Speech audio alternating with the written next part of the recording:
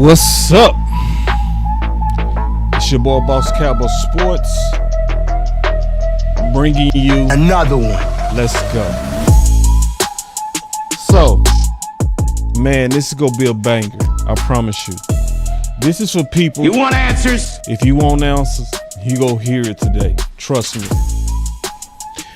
Why the rising cap leaves the Dallas Cowboys with no more excuses. You can't handle the truth. I'm gonna break this all the way down. I promise you. This ain't gonna even be hard. Now, it's gonna be in depth. It's because I appreciate y'all. I got love for y'all.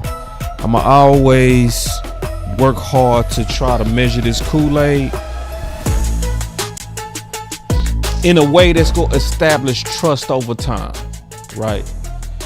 I try to do this thing the right way in terms of really giving y'all the real answers, no fluff, the real. So we go also obviously talk about Zack Martin, big day, obviously the retirement news. So we go talk about that. But I guarantee you, if you sit back and you listen today, you go walk out having another level of understanding. I promise you that. I'm also gonna talk about LT a little bit more. I got some more I want to show y'all, just to get everybody ready and just to open up some eyes. So this is gonna be a good show. I promise you that. I'm gonna deliver today. So y'all sit back. Y'all know I don't just talk when I say that. Be right back.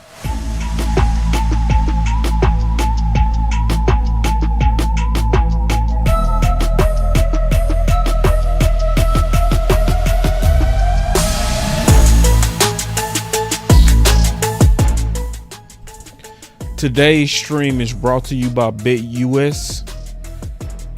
With BetUS, you can receive 150% bonus on your first deposit and 125% on your next two deposits, up to $2,000. Make sure you use the promo code YouTube150. Get your bag. Get your bag while you can. I'll be right back.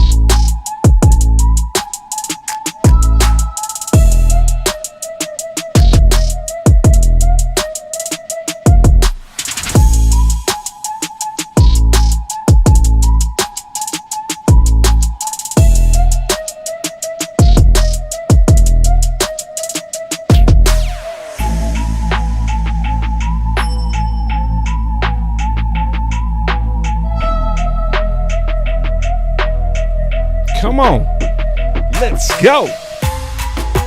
You came to the right place, man. Sure. This is the right place. If you really, if you want answers. You want answers? That's it. Let me give it to you. We gonna get better, man. That's the mission. That is the mission. And that's what we gonna do. That's what we gonna do. I'll be right back.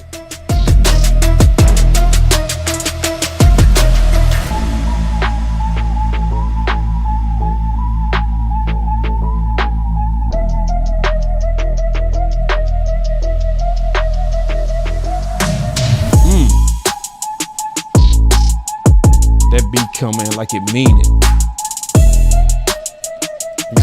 I mean it. I mean it. I mean it.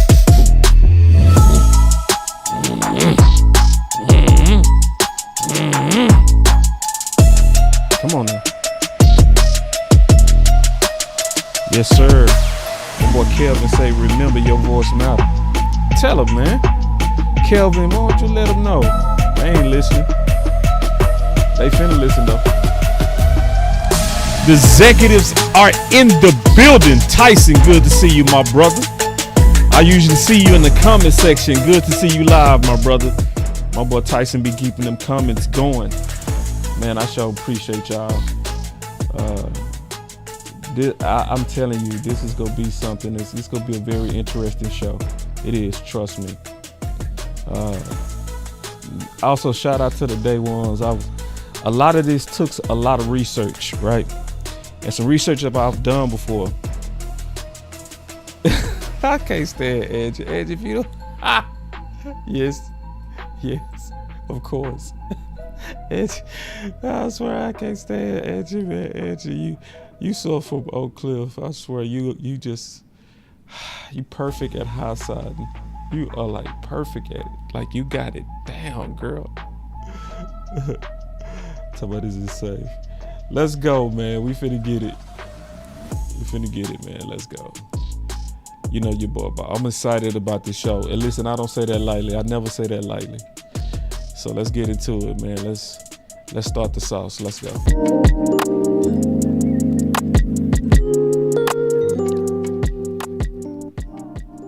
All right, man. All right.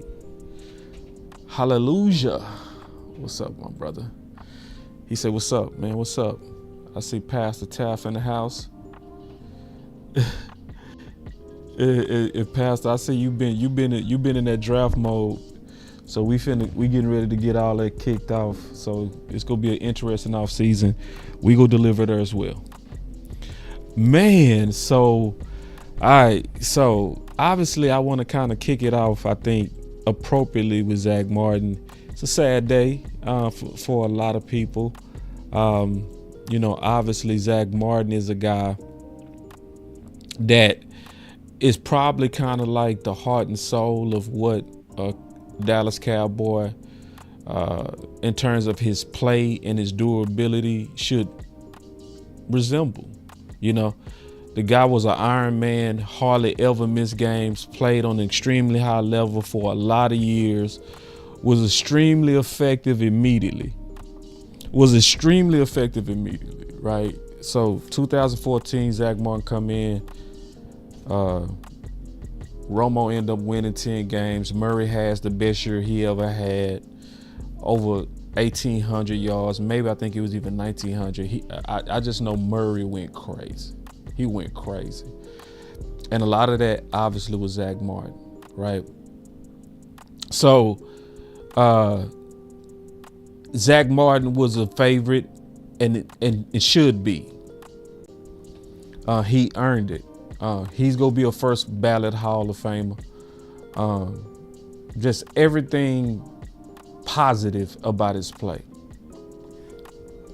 But I also got to be honest with us that Zack Martin, really, it could have ended better. And it's a challenge to us because a lot of us, to be honest, as fans, we don't know when to let go. And a championship team and a championship fan base don't pick and choose when it's really time to move on. You know when it's time to move on. And it's too many times, I'm going to be all the way honest, when you have certain players that give you a lot of years of consistency and play ball the right way, we lose the toughness that we have to have at the end. We do. We lose the toughness. So let me just kind of show y'all my thoughts on this.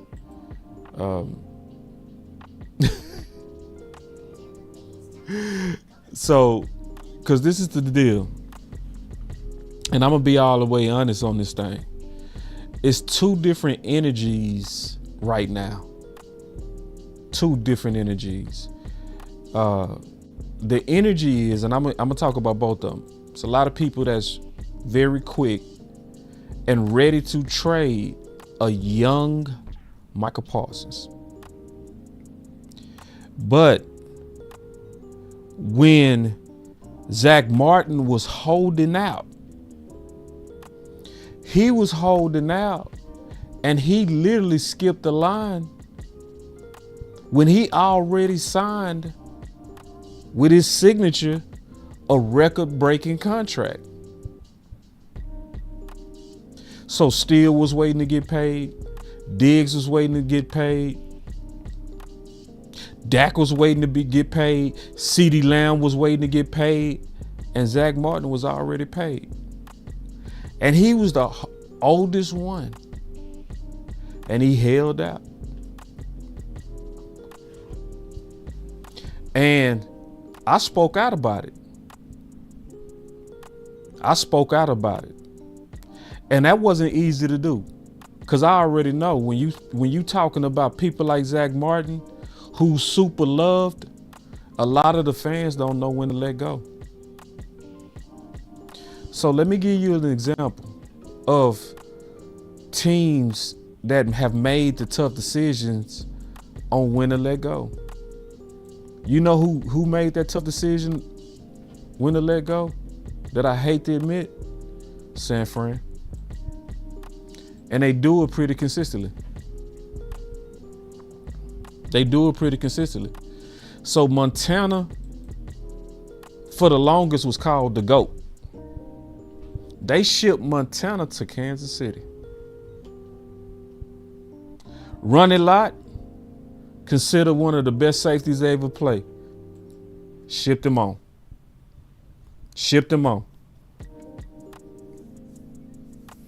We all know about Jerry Rice, who also had some game left in him. Jerry Rice had some game left in him, and what happened to him? They shipped him on. At the end of their career, where they could get value out of him.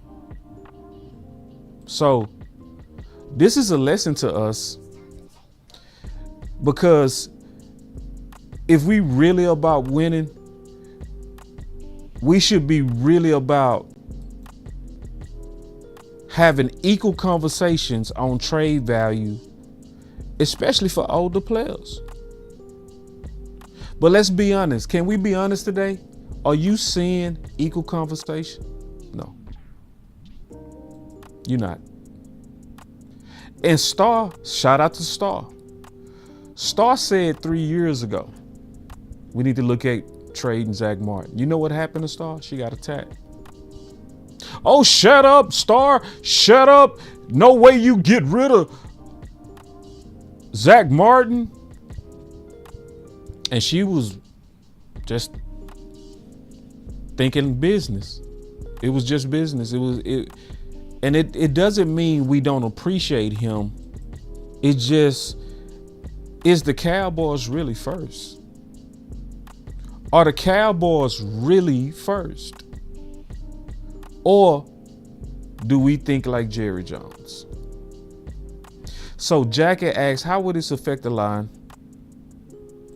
Well, good question, Jackie. Hoffman is a free agent. So that helps Hoffman's value, right? He's a fan favorite. So obviously you're going to start hearing a lobby for Hoffman, right? But then you also have probably another fan favorite is Will Hernandez for Arizona, who's also a free agent, who also played for our former offensive coordinator. And he was a Cowboy fan, and his family is a Cowboy fan, and he's a Marshalls. He's a former great. He was drafted by the New York Giants. Very physical. When he first was drafted, I really watched his tape. And Hernandez is good, but he doesn't finish like I would want him to finish.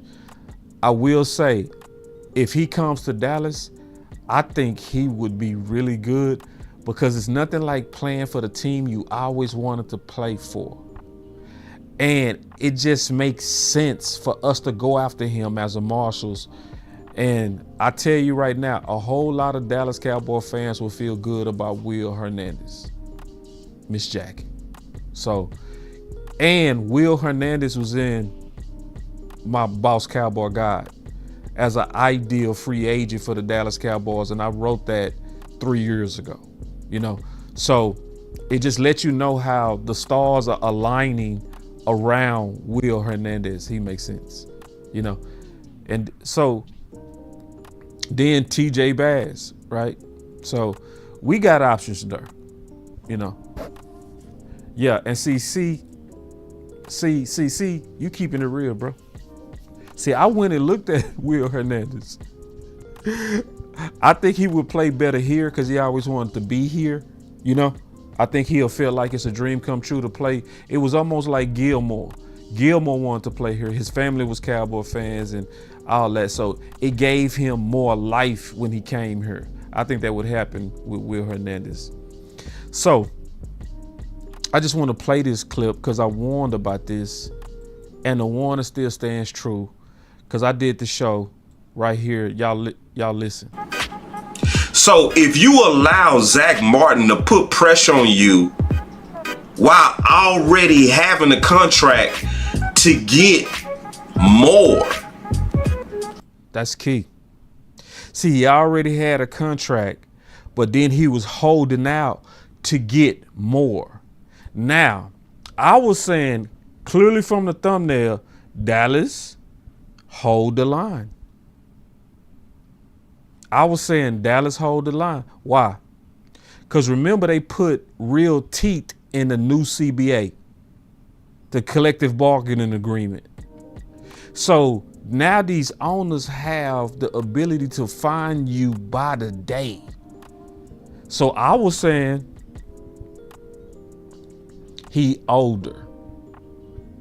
He signed his contract. He agreed to it. You got a lot of young players that need to be paid. That's actually ascending faster than him. I was like, don't put money on an older guard. And I was saying, hold the line. And look where we at now. Y'all paid him, and you put a lot of dead cap money on your books. D.A. Lee explained it well today. You can kind of give yourself a relief, but you're looking at around 20 million, I think. 20 for a player that's gone? Yeah, and that's exactly why I was saying hold the line. So it's a cost, to be honest. It's a cost. It's like around that time when I'm saying it and when I did this show, people didn't want to hear that. Oh, boss, be quiet. We need to pay. You pay talent like that. No, you don't. No. You got teeth in the CBA. Let him feel that bite until he come out of his holdout. And you tell Diggs, come to the front. Steele, come to the front. CeeDee Lamb, come to the front. And Micah, come to the front. Let me just ask y'all a question. And let's just keep it real. Would that 20 million help right now?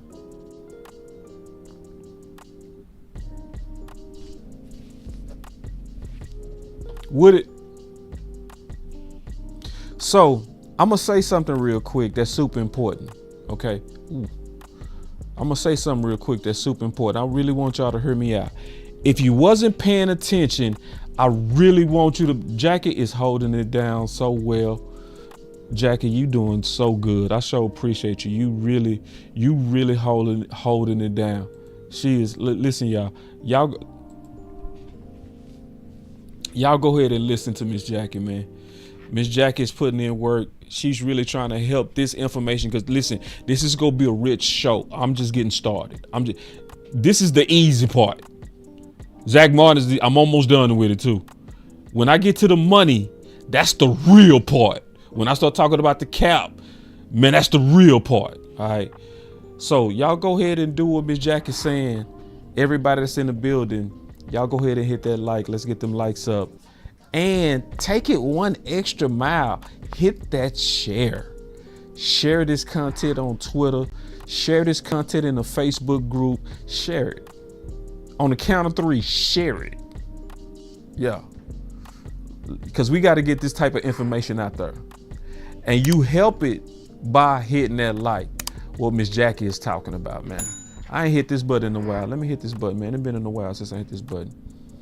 We got to get the full effect, man. Come on now.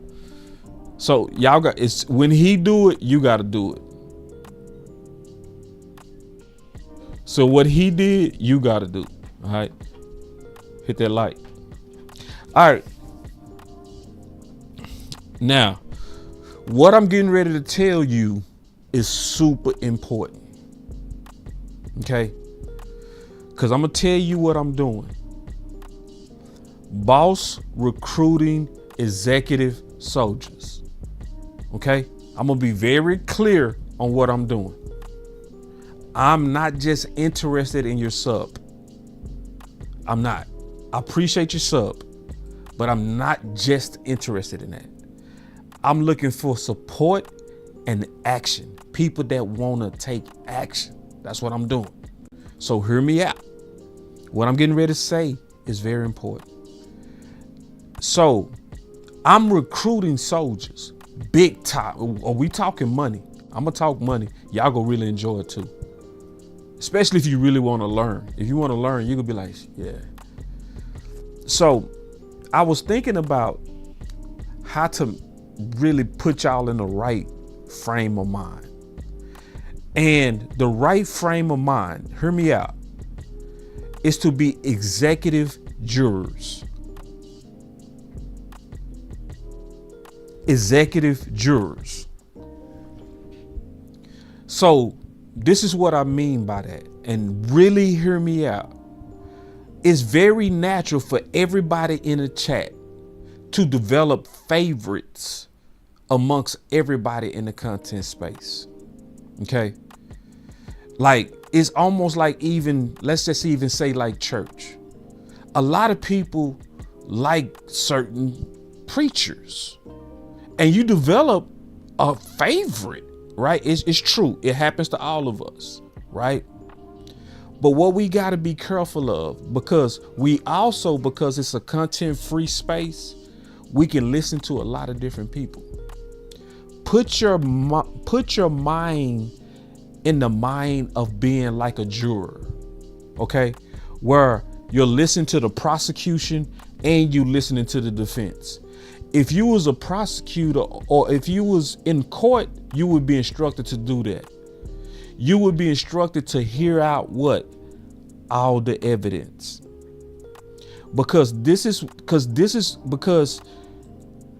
And lean on evidence. That's what I'm going to tell y'all to do going forward, period. This is why. It's a lot of talented speakers in our space. Like for instance, I saw this happen. Hear me out. Hear me out.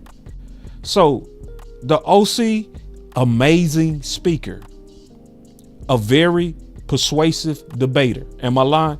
Am I lying? Tell the truth. The OC is a very persuasive debater.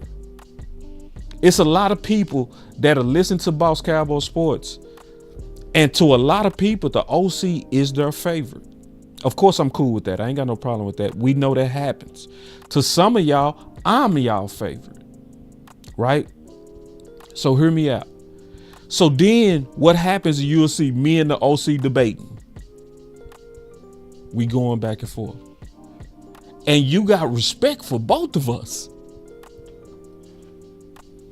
So then you start looking back and forth.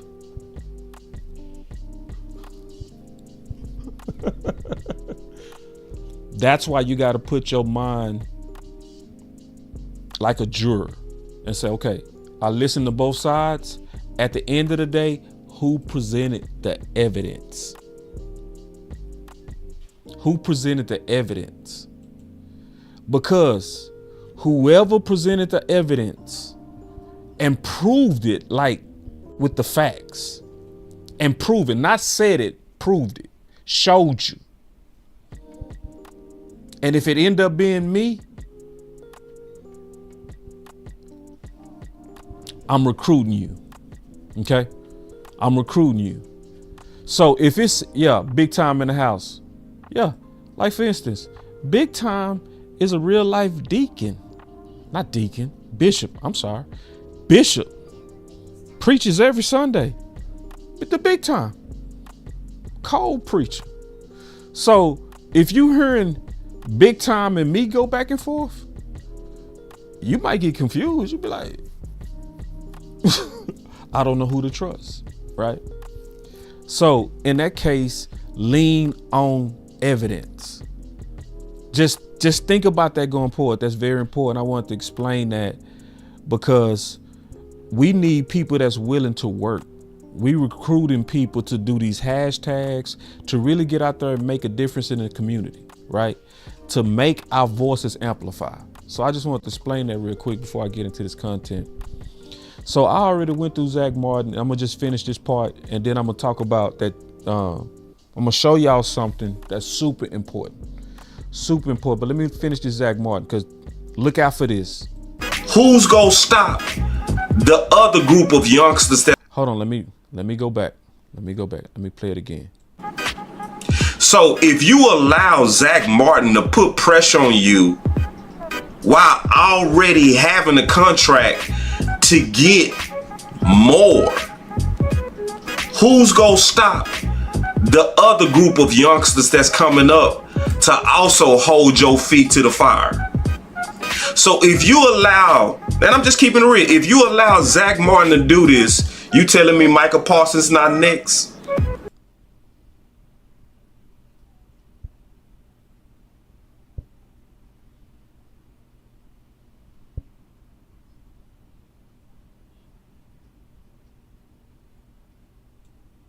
You telling me CD not gonna be 3 years into his second contract, doing good, balling out, and will say, you know what? I'm not showing up to training camp.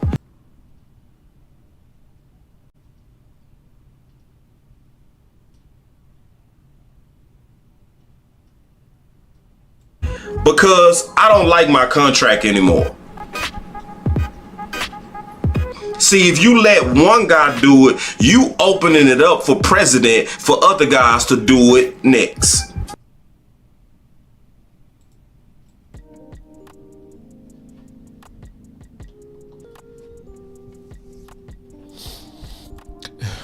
And my boss said, he said, these are some tough truths. I told you. You want answers? You can't handle the truth. I told you. Listen, winning is a contact sport, y'all. I'm gonna just tell y'all. Yeah, and see, big time. I meant that. Lean on evidence. I meant that. Like, whenever, I'm telling y'all, it don't matter who you listening to. When you listening to any one of us, put your mind like you a juror. Just, okay, I heard your case. Let me go hear his case or her case. And the person that I'm gonna give the victory to, the person with that evidence. If we all think like that, we go put the Cowboys first. And when we put the Cowboys first, we go become an army. I'm telling you. So anyway, that's tough to say. Yeah, that was not easy to say. I'ma also say this too about this whole situation. Let's it should be the same energy. Let's keep it real now. It should be the same energy if Micah Parsons get a contract, go crazy, and then say, you know what? I'm gonna retire in about 2 more years. I need to skip the line of these new young dudes. Keep that same. If CeeDee Lamb ball out and then 2 years from now come back and say, you know what? I need to get some more. I know we got people like Tyler Smith that need to get paid, but hey, I gotta skip the line. Y'all keep that same energy now. Listen, I'm not gonna be cool with silence and support for Zack Martin and then people angry if Micah does it. Okay? Is that fair? Is that fair?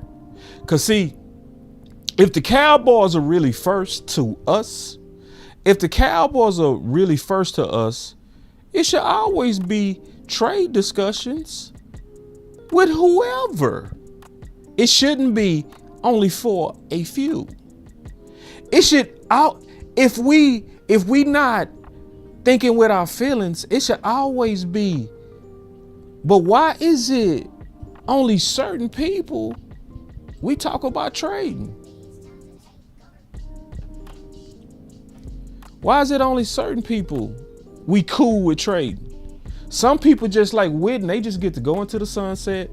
They get to come back when they want. I guarantee you if Zack Martin said, you know what, I changed my mind, I feel better now, we would let him come back. And y'all wouldn't say nothing. A lot of people wouldn't say nothing. They would, oh yeah, he's back. He's back. Well, a lot of y'all would actually be like, I already know. A whole lot of y'all. Hell no. So let's just be careful about that. And let's be active about that, man. If you want to win, everybody need to be discussed. Yeah. Yeah. So the next time I'm saying hold the line, I need soldiers. I need a whole lot of, exactly, D.A. Lee. It wouldn't be a word. It wouldn't be a word.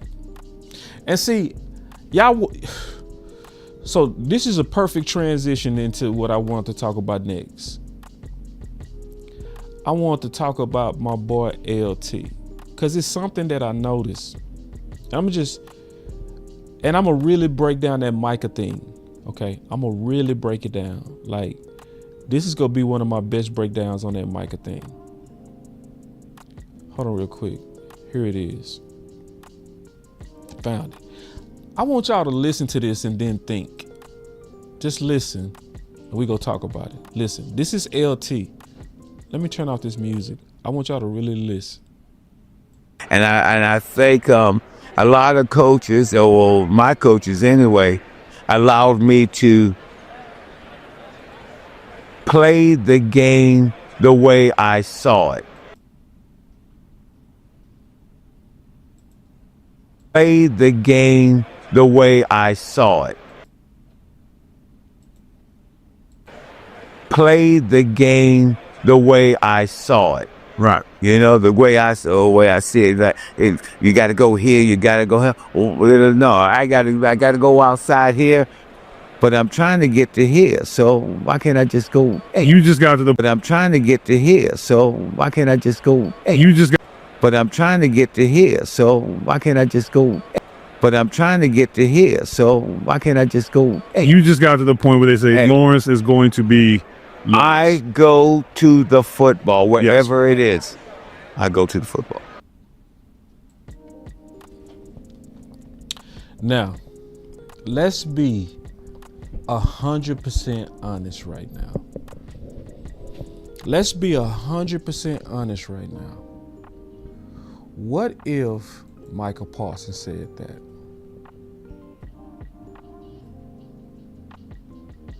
What if Michael Parsons, let's just be all the way honest. What would happen? How would he be viewed?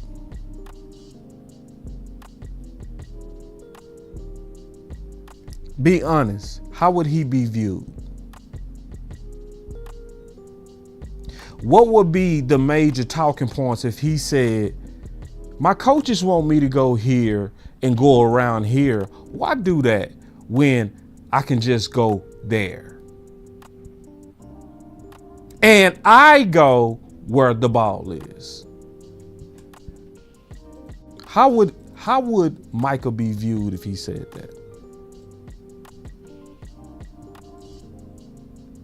I agree with you, common sense.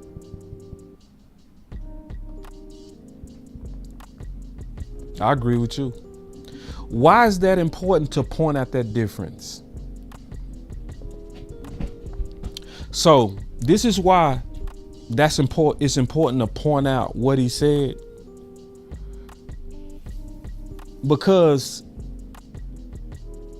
I want y'all to know that a lot of times we as fans are conditioned, hear me out, conditioned to turn on our own and our best. Conditioned. Literally conditioned. So this is what I mean by that. Okay. This is very important, and I'm gonna get to the money because the money is the best part. That's gonna be the best part of the show. But I need to talk about this. Hold on, let me fix something real quick. I need to fix something.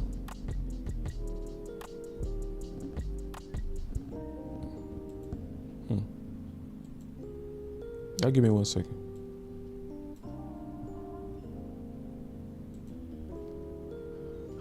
Whatever. All right. So check this out. So Micah, and I want you to notice this pattern. I want y'all to really listen.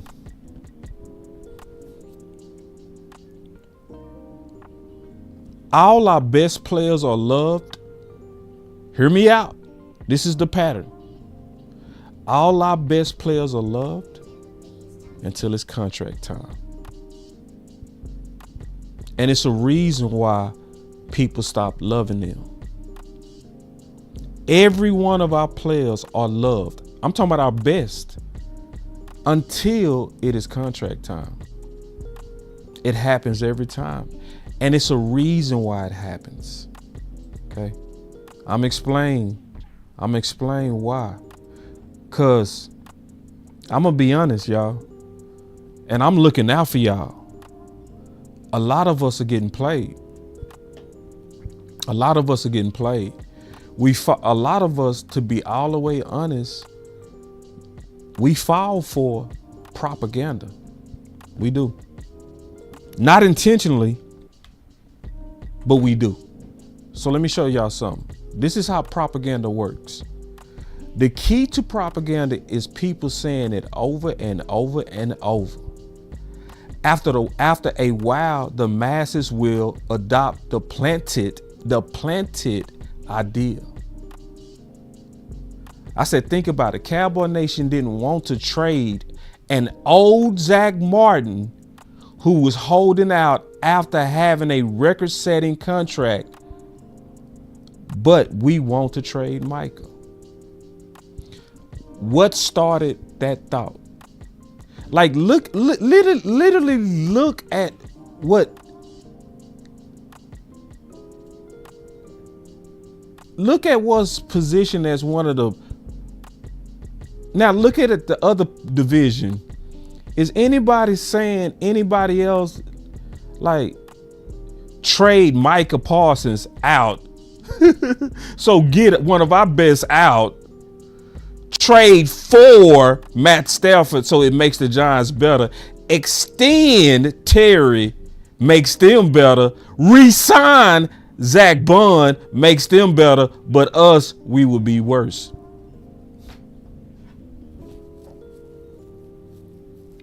So and I'm gonna tell y'all when this hit job started. You know when this hit job started? It started last year. It wasn't this year.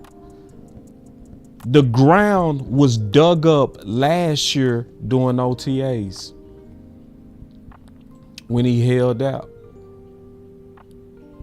That's when the seed was planted to the fans.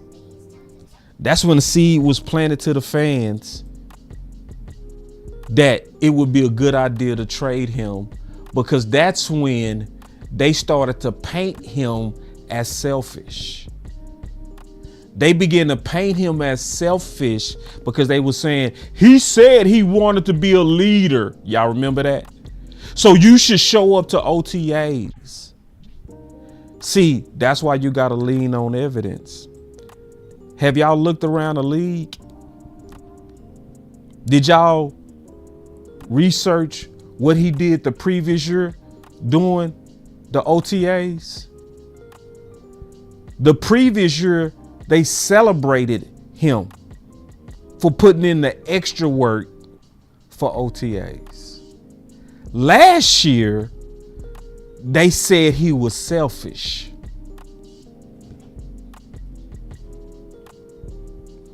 And that's why we in the environment we in now with the trade Micah talk.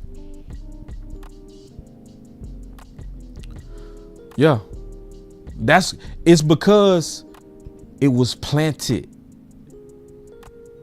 and it's still being planted. So hear me out. I want y'all to really hear me out on this stuff when I talk about Micah Parsons.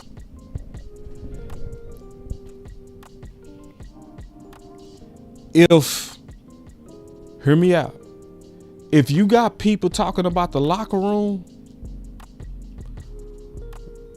shouldn't they have been in the locker room?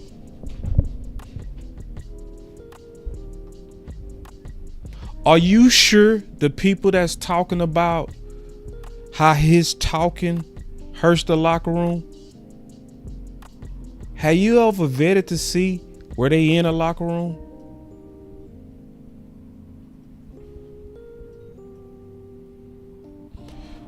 Let me ask you a question. Why do you think I'm not putting much stock in that right now? Why do you think I'm not tripping on it? I've been in locker rooms with NFL players, played with them.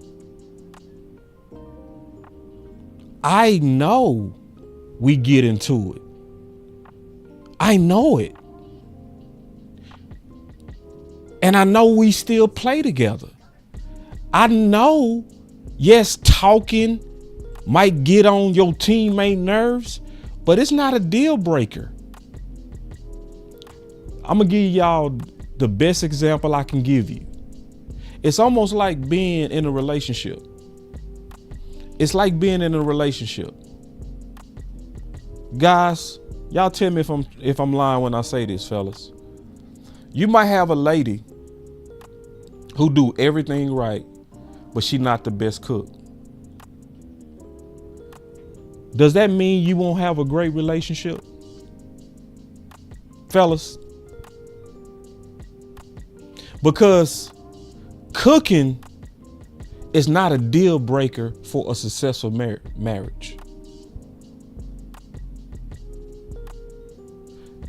What do I mean by that? Because I've actually been in locker rooms, I know not to make cooking a deal breaker for the value of the marriage of Micah Parsons. Because I've been in locker rooms. And what's happening to some of y'all, hear me out. Hear me out.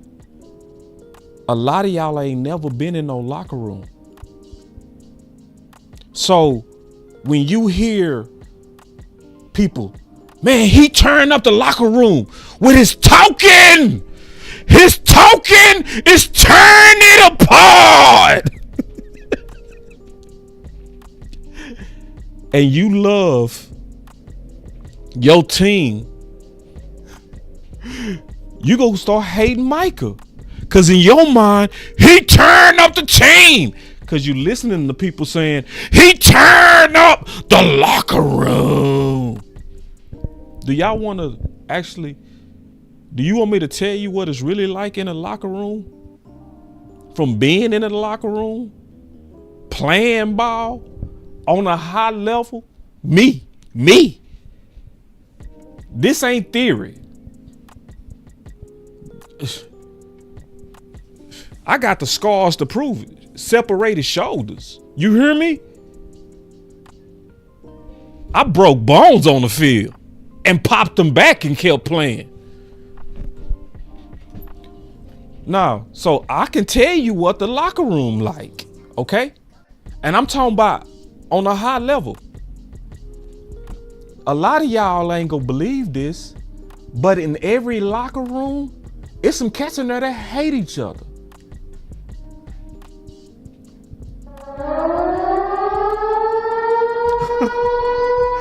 Big time, I'm trying. I still gotta give it to him. Big time, I still gotta give it to him. Big time, you listen. Big time. Big time. Big time said. He said, many are not ready for this company. Hey, I still gotta give it to him. I still gotta give it to him. You know what I mean? Because I'm telling the truth. I'm telling the truth.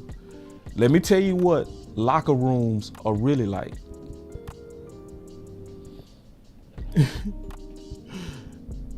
In a locker room, I guarantee in every locker room, is somebody in that locker room trying to get with another teammate's woman.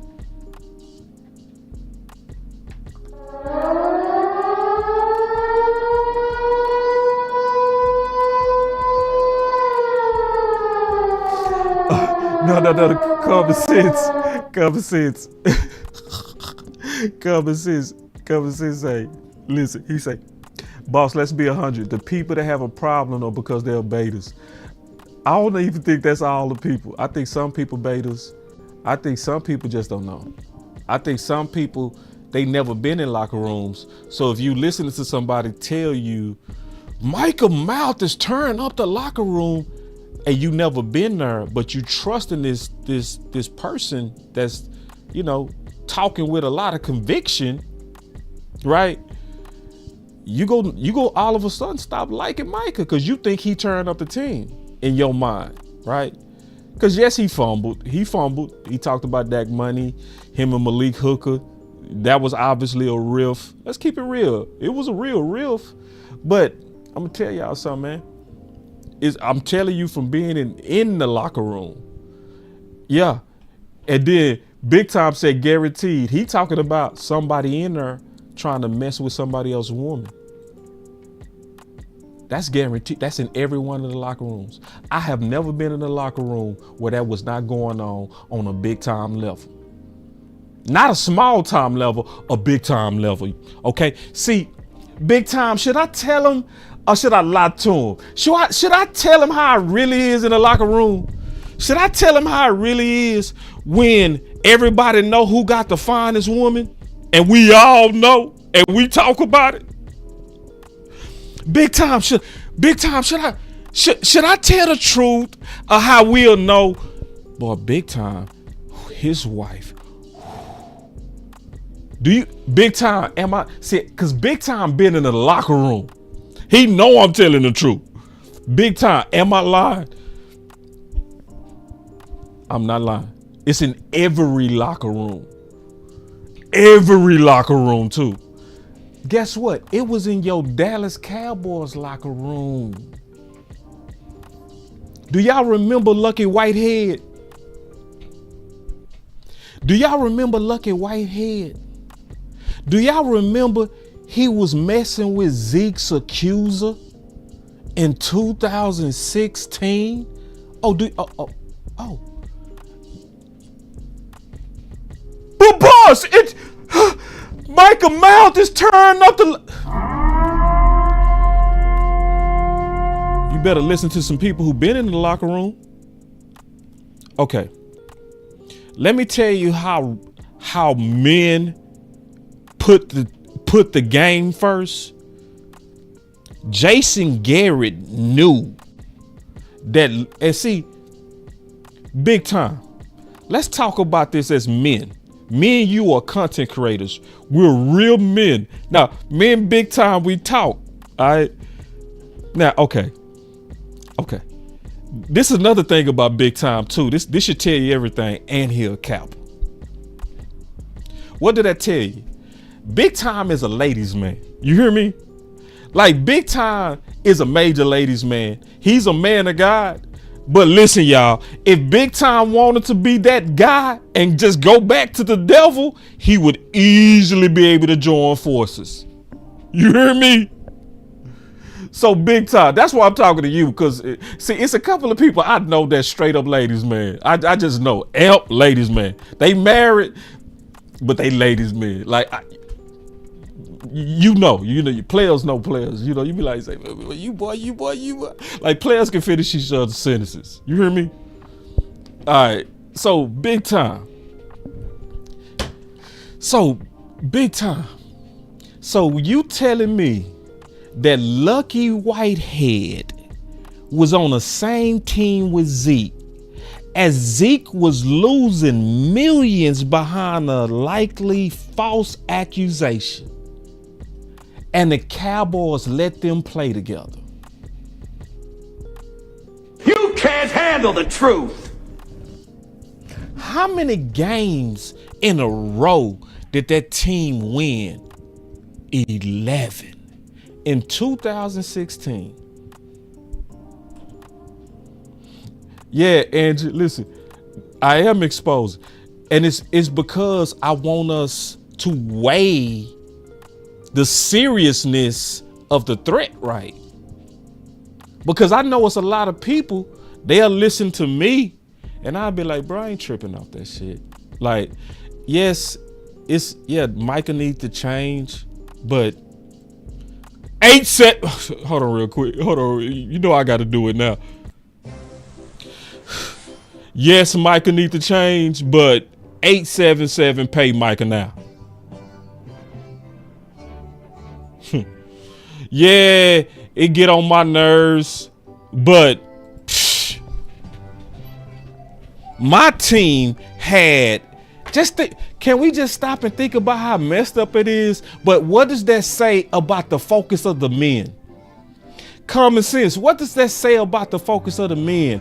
The where we're playing together and you're messing with the woman who trying to destroy my life, and we still going out there playing. You were seeing Lucky on them jet sweeps. You were seeing him on kickoff return. You were seeing Zeke doing his thing, and it was a mess in the locker room.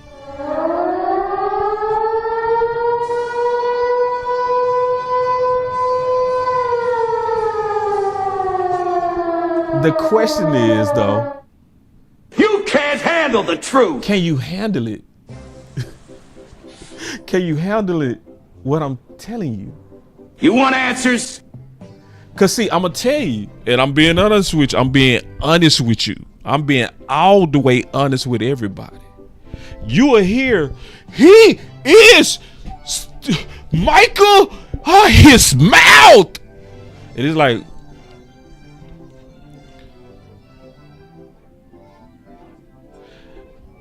can I ask y'all a real question? I'm gonna ask y'all a real quick. Do you hear people that play the game talk about Michael Mouth like that? I'm asking a real question. Does Shannon Sharp talk about his podcast like that? Yeah, obviously when he trying to get clicks after LT, but after that little old media bump goes away, he don't talk about it. Because Shannon Sharp, I guarantee you, was trying to knock something off in the locker room. One of his teammates, gals. Big time. I'm trying. Big time. I'm trying to tell him. Cats who was actually in the locker room don't spend no time talking about it like that. Because they know. Big time.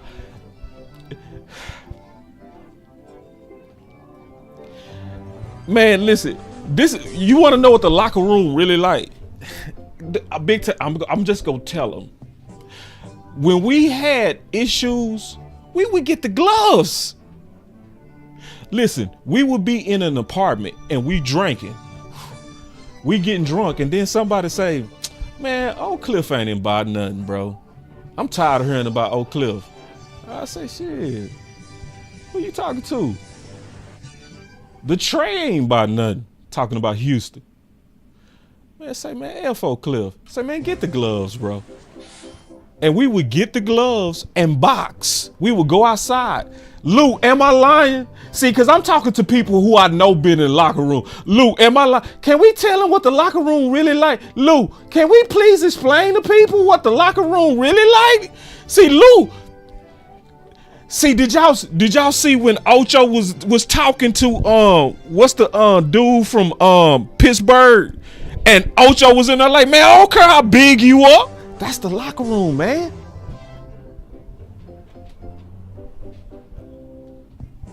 Yes. People who been in the locker room know, bro, fades. Yes.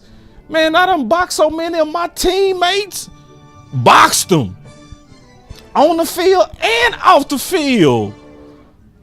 And we'll go out there with black eyes and go against the opponent and be dapping each other up. Yeah. Slap boxing, chest boxing. Man, that's you really want to know what it's like? Man, people used to watch me and my partners box. They used to think we was fighting. We'll be boxing. Man, I boxed my partner so hard I broke my rings. Michael Mount! His mouth.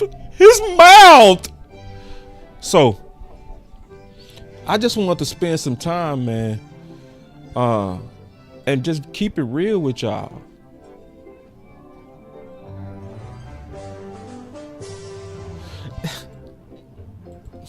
Lou, can you put that in all caps?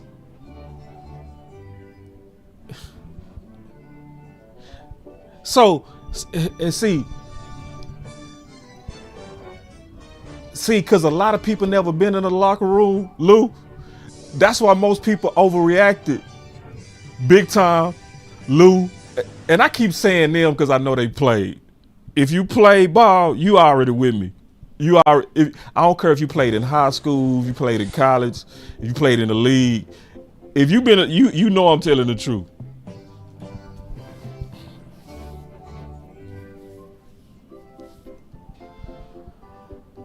So I'm gonna be honest. Thank you. Yeah, man, it goes down. Like, man, so I just wanted to make it clear so that we can, because like I said, I'm recruiting soldiers, man. And I don't need y'all confused. You hear me? I don't want y'all to think that I'm trying to get y'all to support a cancer. You see what I'm saying? Because okay, this is a perfect example. Big time, Lou. When you saw Diggs go up to Dak and say, bitch! Y'all remember that? Put your kids away. Because I'm finna say it again. Do y'all remember in training camp? Diggs, he was out there and he was mad because Dak was lighting them balls up that day. You know what I mean? And you could tell Dak was trolling him because he put his hands on his hips like he was a mama. Like, boy, you could tell they do that as homies. But what happened? So when I'm watching it and I saw Diggs say, bitch, I was over here like, I was just like this when I saw it.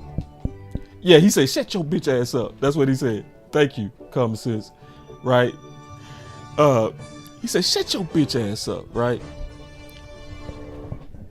So I was looking at it and I was like, cause that's normal. Like, that's like every day. That's literally every day. Like, that's literally, I did that every day. Like every day. Like every day. Like every day. Like every day. Every day. When we would go practice and go one-on-one with the receivers, it was that every rep. It was like, man, I can't wait. You a bitch, bro. You a real hoe, bro. And it was like that I'm talking about we going at it, boys taking their helmets off, getting in our face, yanking on each other helmets, banging on each other. It was every day. But people who didn't play was like, is there something going on with Diggs and Dak?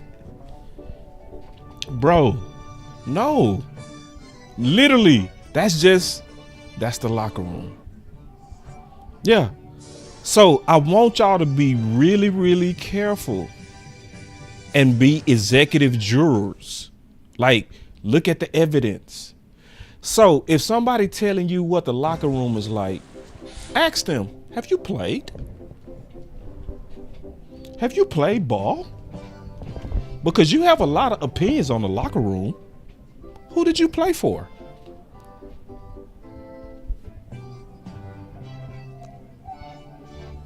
Because your body doesn't have no kind of. I'm just being real. I'm like, listen, yes, I do have a dad bod now, but you can see in my neck and my shoulders and my chest. You know what I mean? Like, I ain't 6-pack boss like I used to be.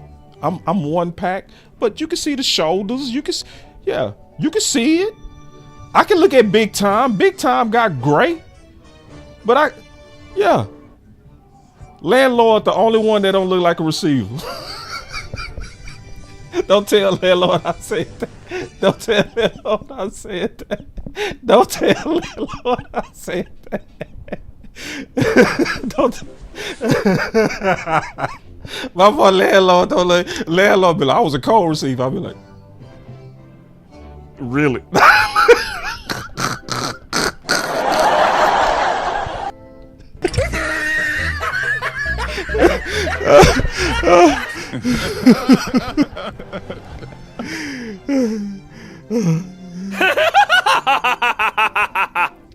So anyway, all right. So listen.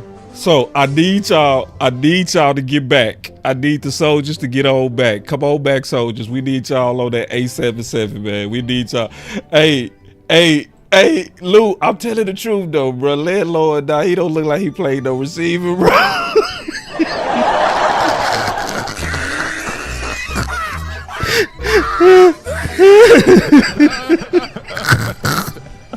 I be like, where you play receiver at, dog?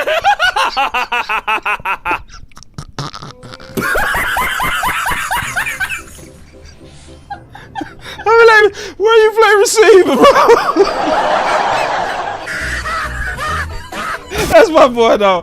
Hey, y'all, I know y'all go snitch on me, bro. Y'all go snitch on me, bro. Y'all gonna tell on your boy boss, man. Yeah, it's right. Yeah, you right. You right. It's right. Because he counts a boss land tonight. Yeah, he deserved this. He deserved this, bro. So anyway. Hey, y'all still want me to get into that money? I could postpone that money. Do y'all want to know about the money now? Because honestly, I want to get on the phone with y'all. Do y'all still want me to talk about that money? Cause listen, it's the best part of the show though. I ain't gonna lie. Or do y'all want me to push it on? I can do it maybe Friday, Saturday. Say ain't no rush. I want to get on the phones with y'all though. That's what I really want to do. Y'all let me know what y'all want. Angie say she snitching. Yeah, I know somebody go snitch, man. But sit down for real, like, but ain't it right though? Yeah, I know I'm petty. I am, but that was petty. What was that petty on my dog Landlord? Angie say she snitching. Oh, but he gonna be laughing though, boy. That's my dog. Yeah, I be like, where you play, bro?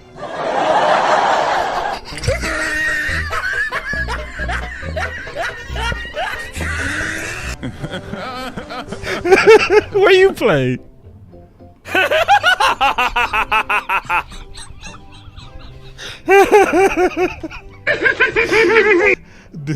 Dude. All right, but y'all, I'm waiting to see some more. Okay, I got 2 votes. Somebody said, CJ say tomorrow. My boy Paul say he want to get it now. So I need to get some more votes. Y'all tell me what y'all want, do y'all want me to get on them phones? Cause I really do want to talk to y'all. Cause it's been a lot going on this week. I want to hear from y'all.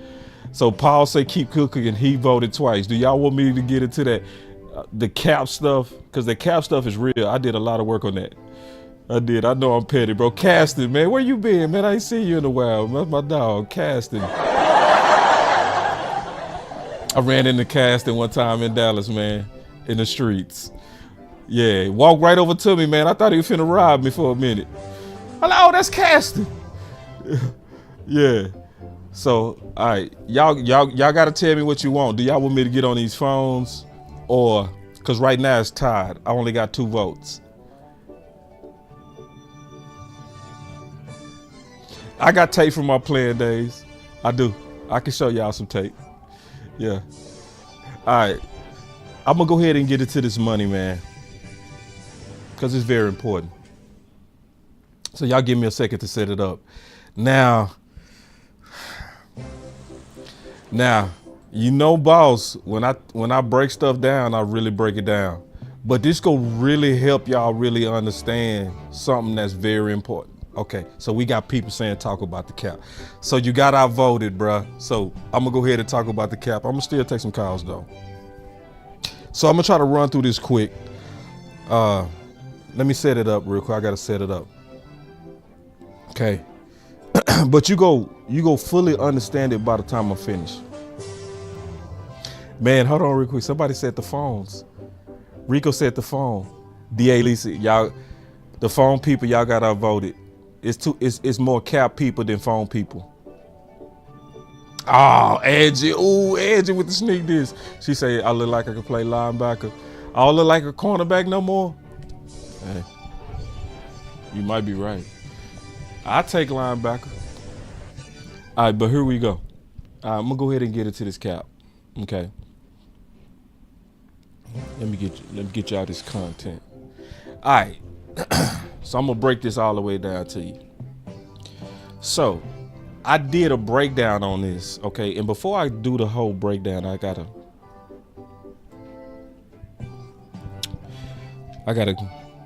talk about the sponsor real quick.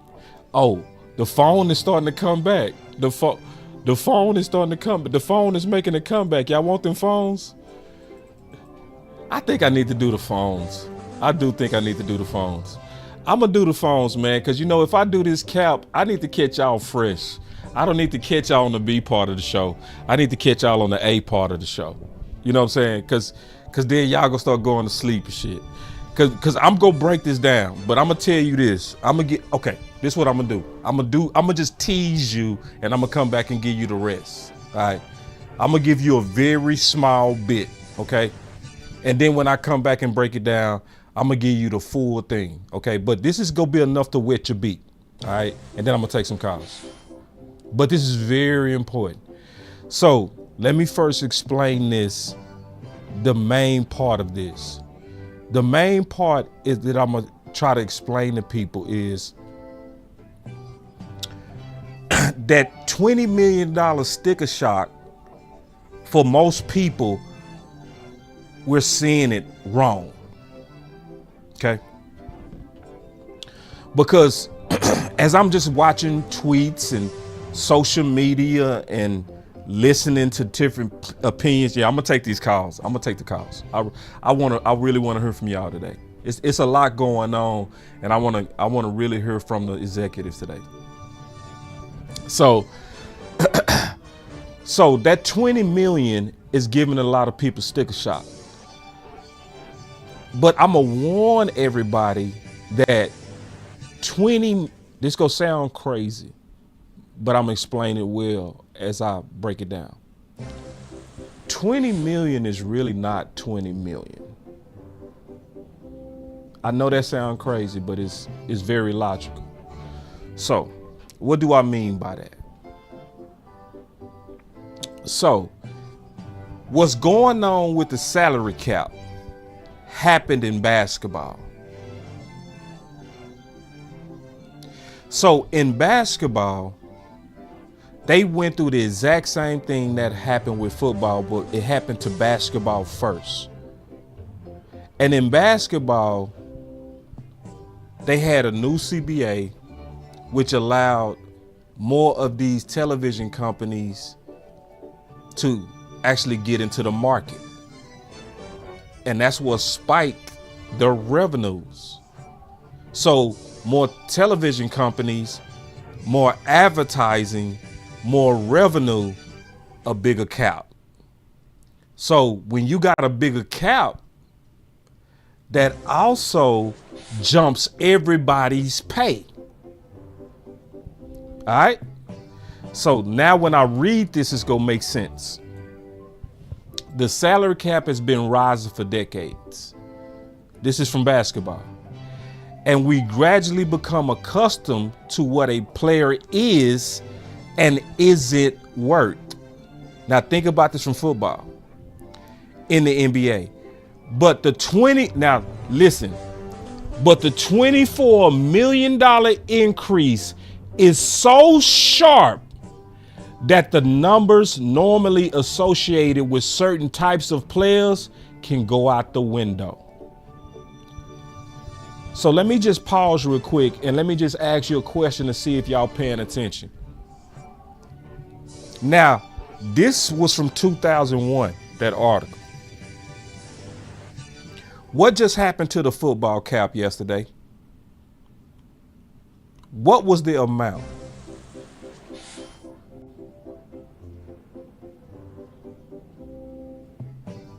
$20 to $25 million. That's what they said. So if you go back and look at this, just like they had a $24 million spike in basketball that caused ordinary players to start having major rated, it looked major, but it wasn't major because the new cap made the regular players get paid way more. So let me read this and then we go make it make sense. With the cap rising dramatically, it is more accurate to view contracts as a percentage of the total cap. This is the key part.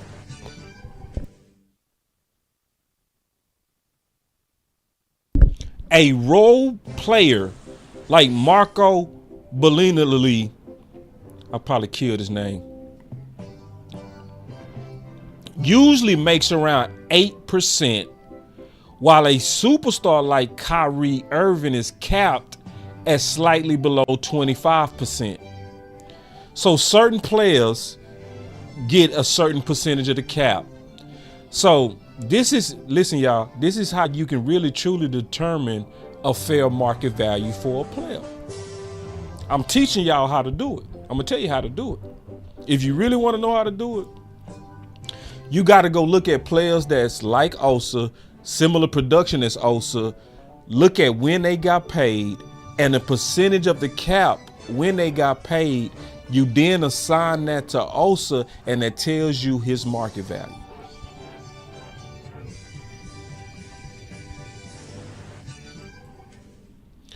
So the numbers will look foreign where they stood 5 years ago due to the new television money. But the percentages will likely be very similar, whether it's 58 million cap or a 94 million one. So in other words, to determine that player's value, you would take the percentage of the cap. So if that total big number, let's say if it's 100 million, and a player like Osa, let's say, let me turn this off so y'all can pay attention. Let's say if the cap is 100 million and players like Osa is getting 8%, that's 8 million. So if the cap goes up to 200 million, what would Osa get? Still 8% of 200 million, which would then make it 16 million.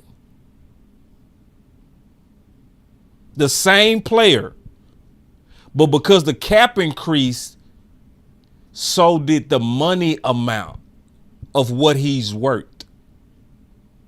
So you hearing a whole lot of people say stuff like, Osa not worth no 20 million. That's because they're not factoring in the massive increase in the cap.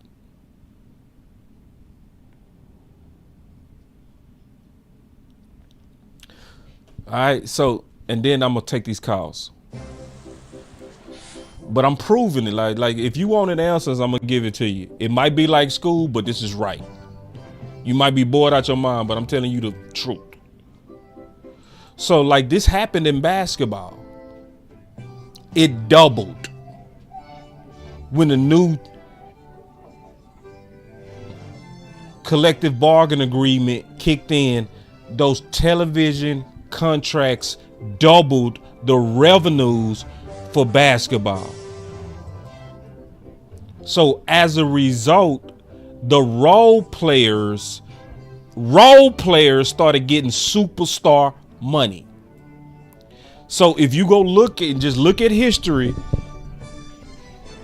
you will clearly see why NBA teams are signing so players to massive contracts.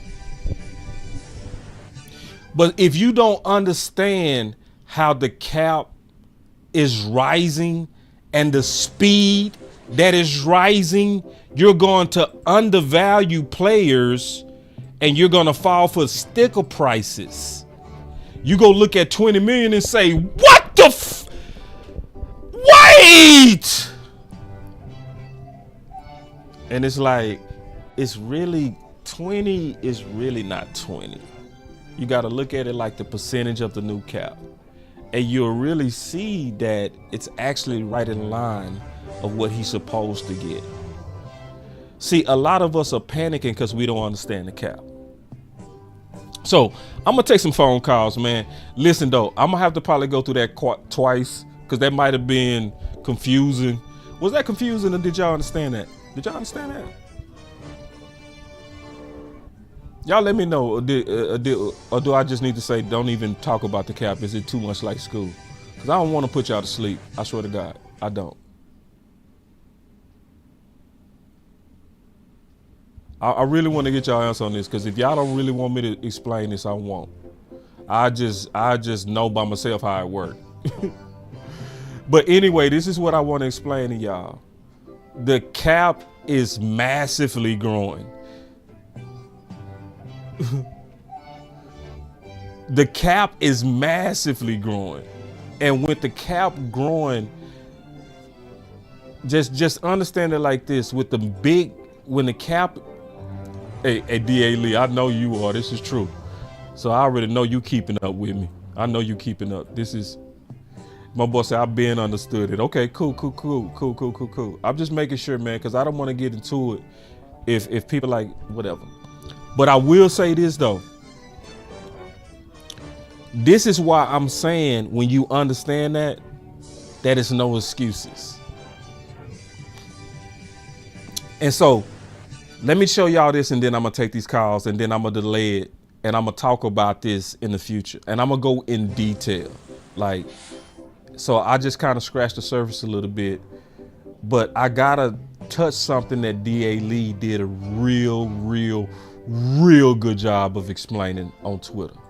Okay. So D.A. Lee, man, he just doing the Lord's work on Twitter. He's a nightmare. He's I know the Jones hate him because he just relentless. He just don't let up. I love his style. So D.A. Lee sent a tweet, a very good tweet, really breaking down the waste that comes from tags.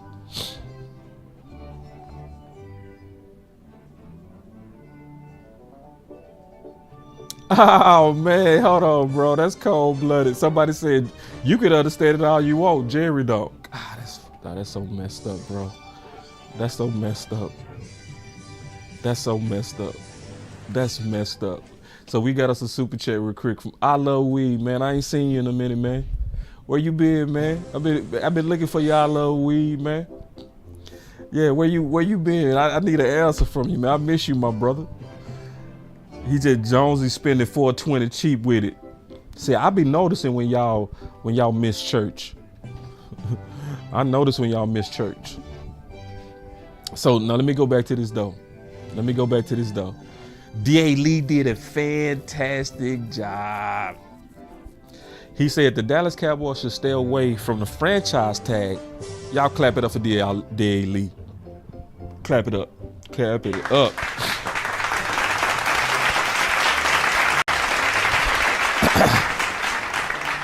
Law also does a good job of explaining this. Law explains this well. Law and I agree on this 100%.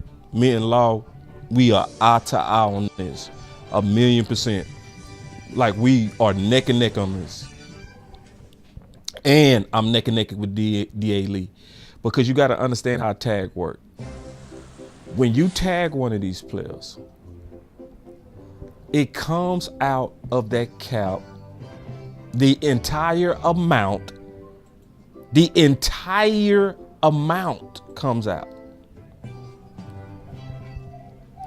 of that year's cap. So let me just kind of show you why that's bad. Okay, I'm gonna show you why that's bad. Hold on real quick. All right, so you can see these are the cap amounts. So let's just say, for easy to think about it. So if you tag a player, and let's say that tag is 10 million. If you would have spread that 10 million out, you would have been putting that 10 million in a rising cap. So over time, by financing it, it doesn't hurt you as bad, because in the future, because of the rising cap,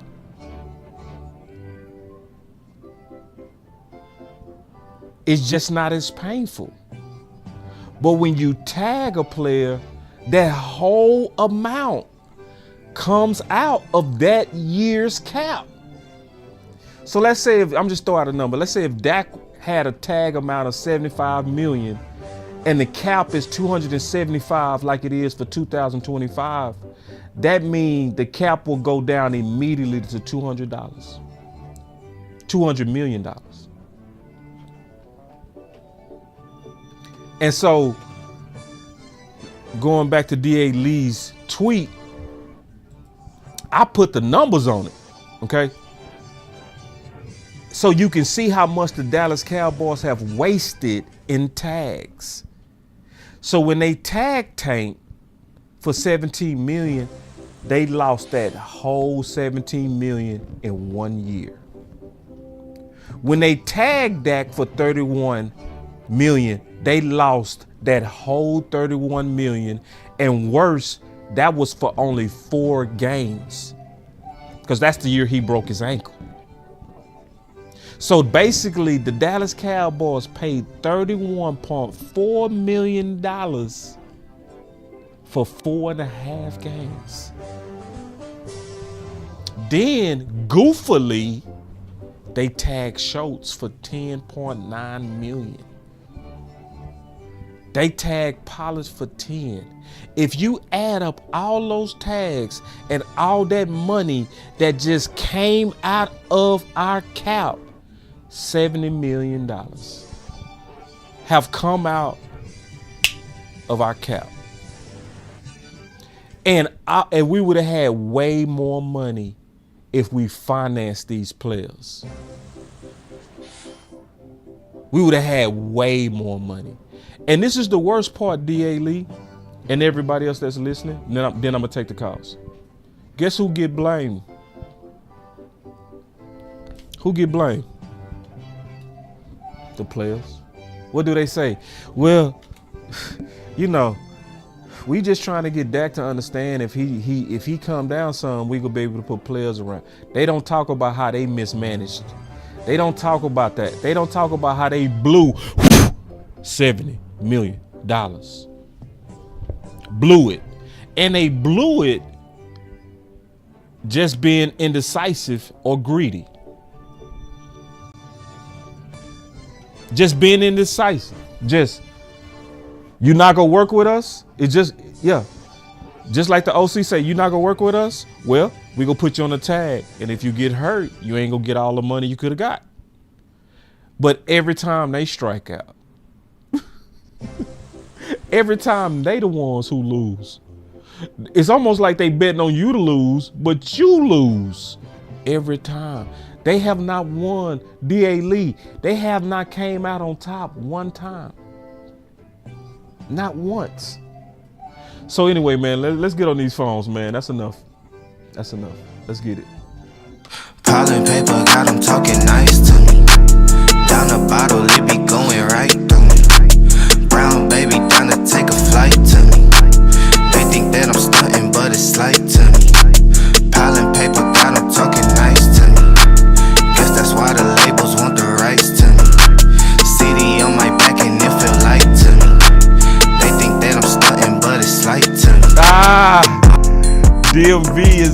building. What's up, man? DLV is in the building. He say, man, it's my money and I want it now, bro. Absolutely. Hold on real quick, man. You know I gotta play it. Where it's at? Here it is. You know I got it. Is it when you need it? J.G. Wentworth is right. It's my money and I need it now. It's my money and I need it now! It's my money and I need it now! It's my money and I need it now!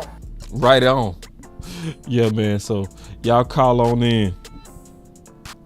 877 pay Micah now.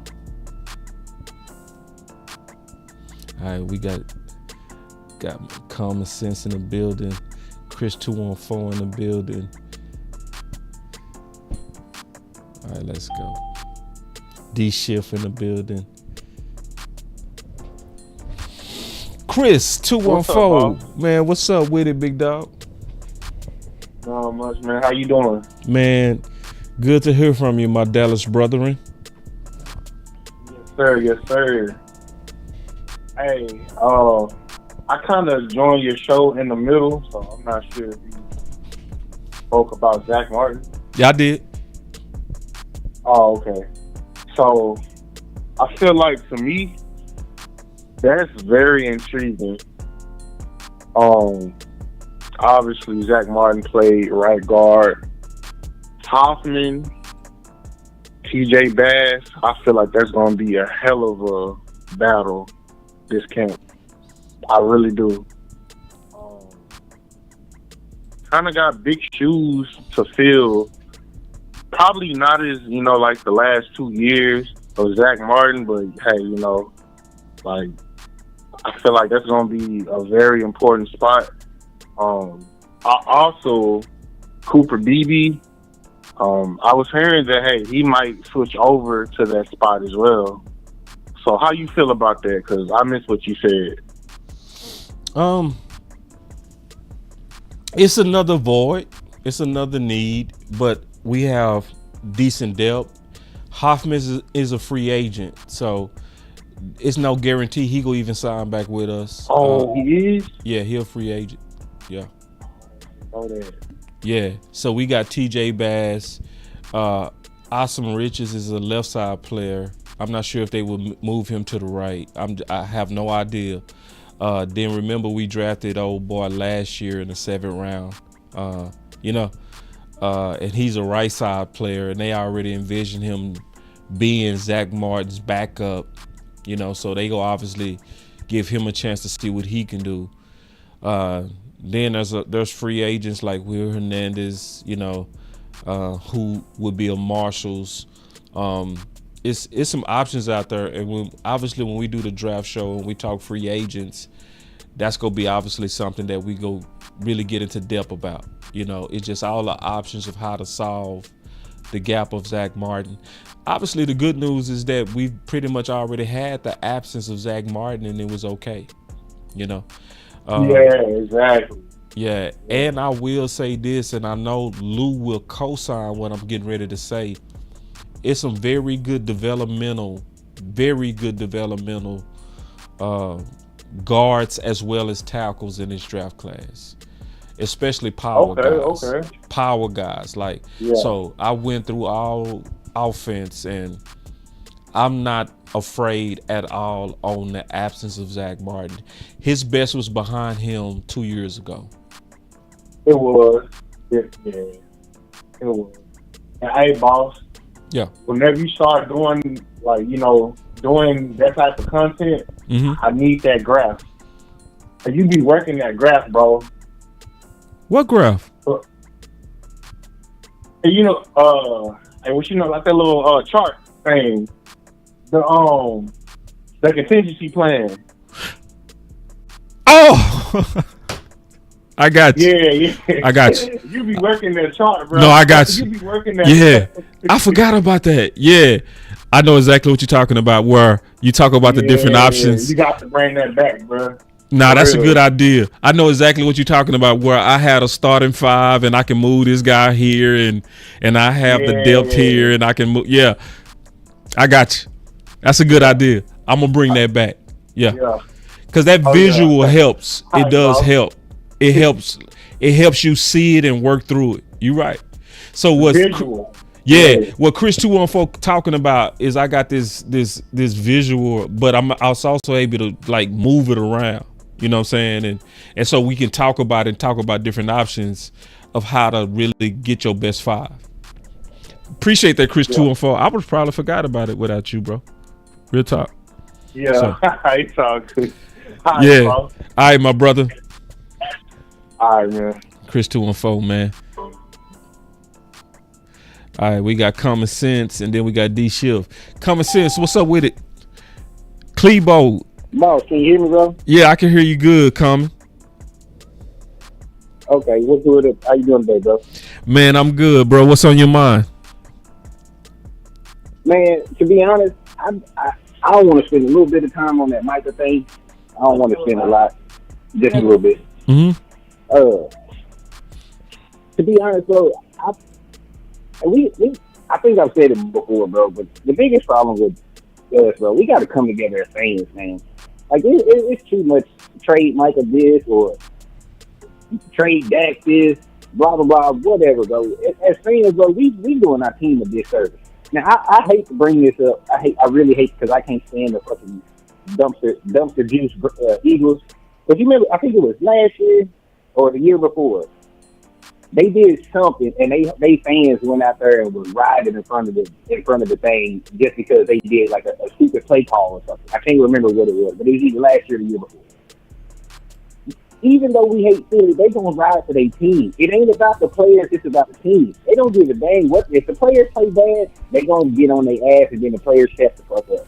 Sorry for my language. I'm sorry. I just get sick. I just get sick and tired of it, bro. Because no matter what content creator show I watch, bro, I got somebody talking about trading back. I got somebody talking about trading Mike. I got somebody saying the team is ass. Somebody saying the team is okay. Like, when are we gonna come together as a fan base and hold up a damn standard?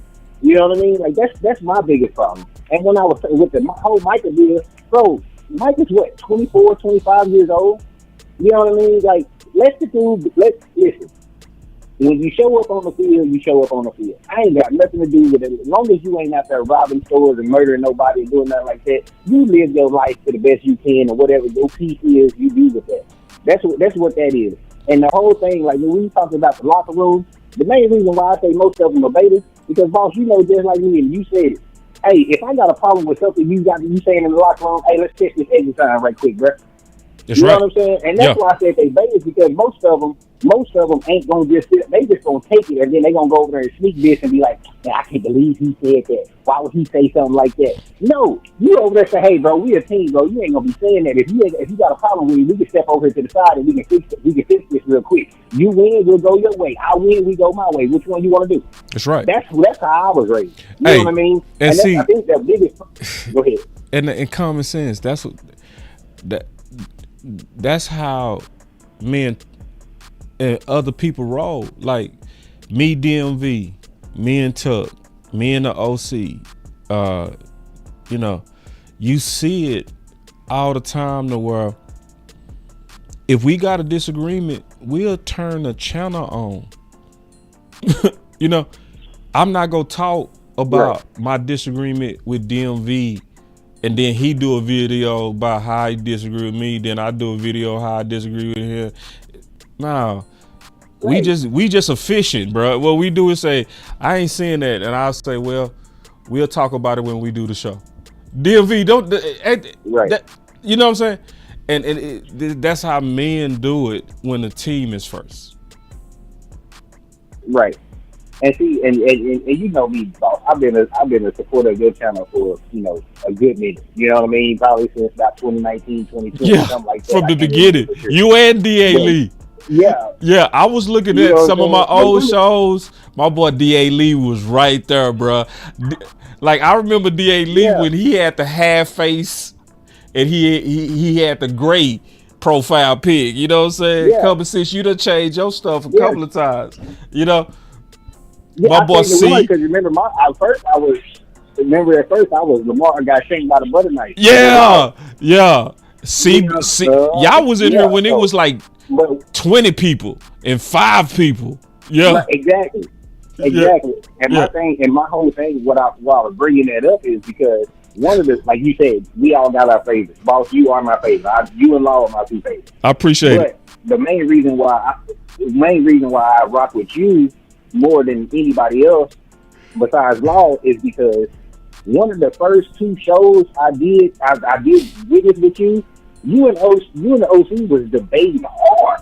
Yeah. And I was like, bro, that's what I need. Like, because y'all didn't waver unless somebody made a perfectly good sense with facts and evidence. You know what I'm saying? Yeah. And that's what drew me to it. Because I'm like, bro, I ain't got no problem with a disagreement. But hey, let's talk it out. You know what I mean? Let's talk it out. You prove your ideas and I prove my ideas, and let the best option is. That's it. And that's what I feel like is. And that's what I feel like what's the problem with the Cowboys fan base.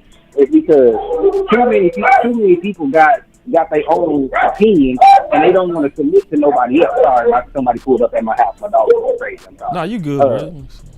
So and that's my whole problem. Nobody want to actually just talk it out. They just want to say this is my opinion and this is what it is. I'm not changing for nobody. Yeah. And to me, that's not right. You know what I'm saying? And so that was my whole point, man. And then really, like, what I really wanted to talk about is I wanted to ask you a question. I know it ain't gonna happen. I think I saw something today where Cleveland was talking about they might want to pay Myles Garrett. I've been wanting Myles Garrett since it first came out, and the main reason why I wanted it, and I want to talk to you about it. Yeah. You remember when DeMarcus Ware went to Denver? Mm-hmm. You remember what Von Miller said that DeMarcus Ware did for his career? I don't. Von Miller said the way DeMarcus Ware came and taught him certain things that he never knew from a player's perspective is what turned him into a different player. Yeah. And it what gave him the chance. Even though DeMarcus Ware never was a champion before then, he gave him a championship pedigree. Okay. I want that for Michael Parsons so bad. Just somebody else that can come over there and where people can't just line up and just double team Michael the whole time. You put a Myles Garrett over there. We all seen the Super Bowl. The pressure they was getting from them edges and then Pat Mahomes tried to step up in the middle and the nose tackle was right there. They couldn't do nothing, but it was from the edges first.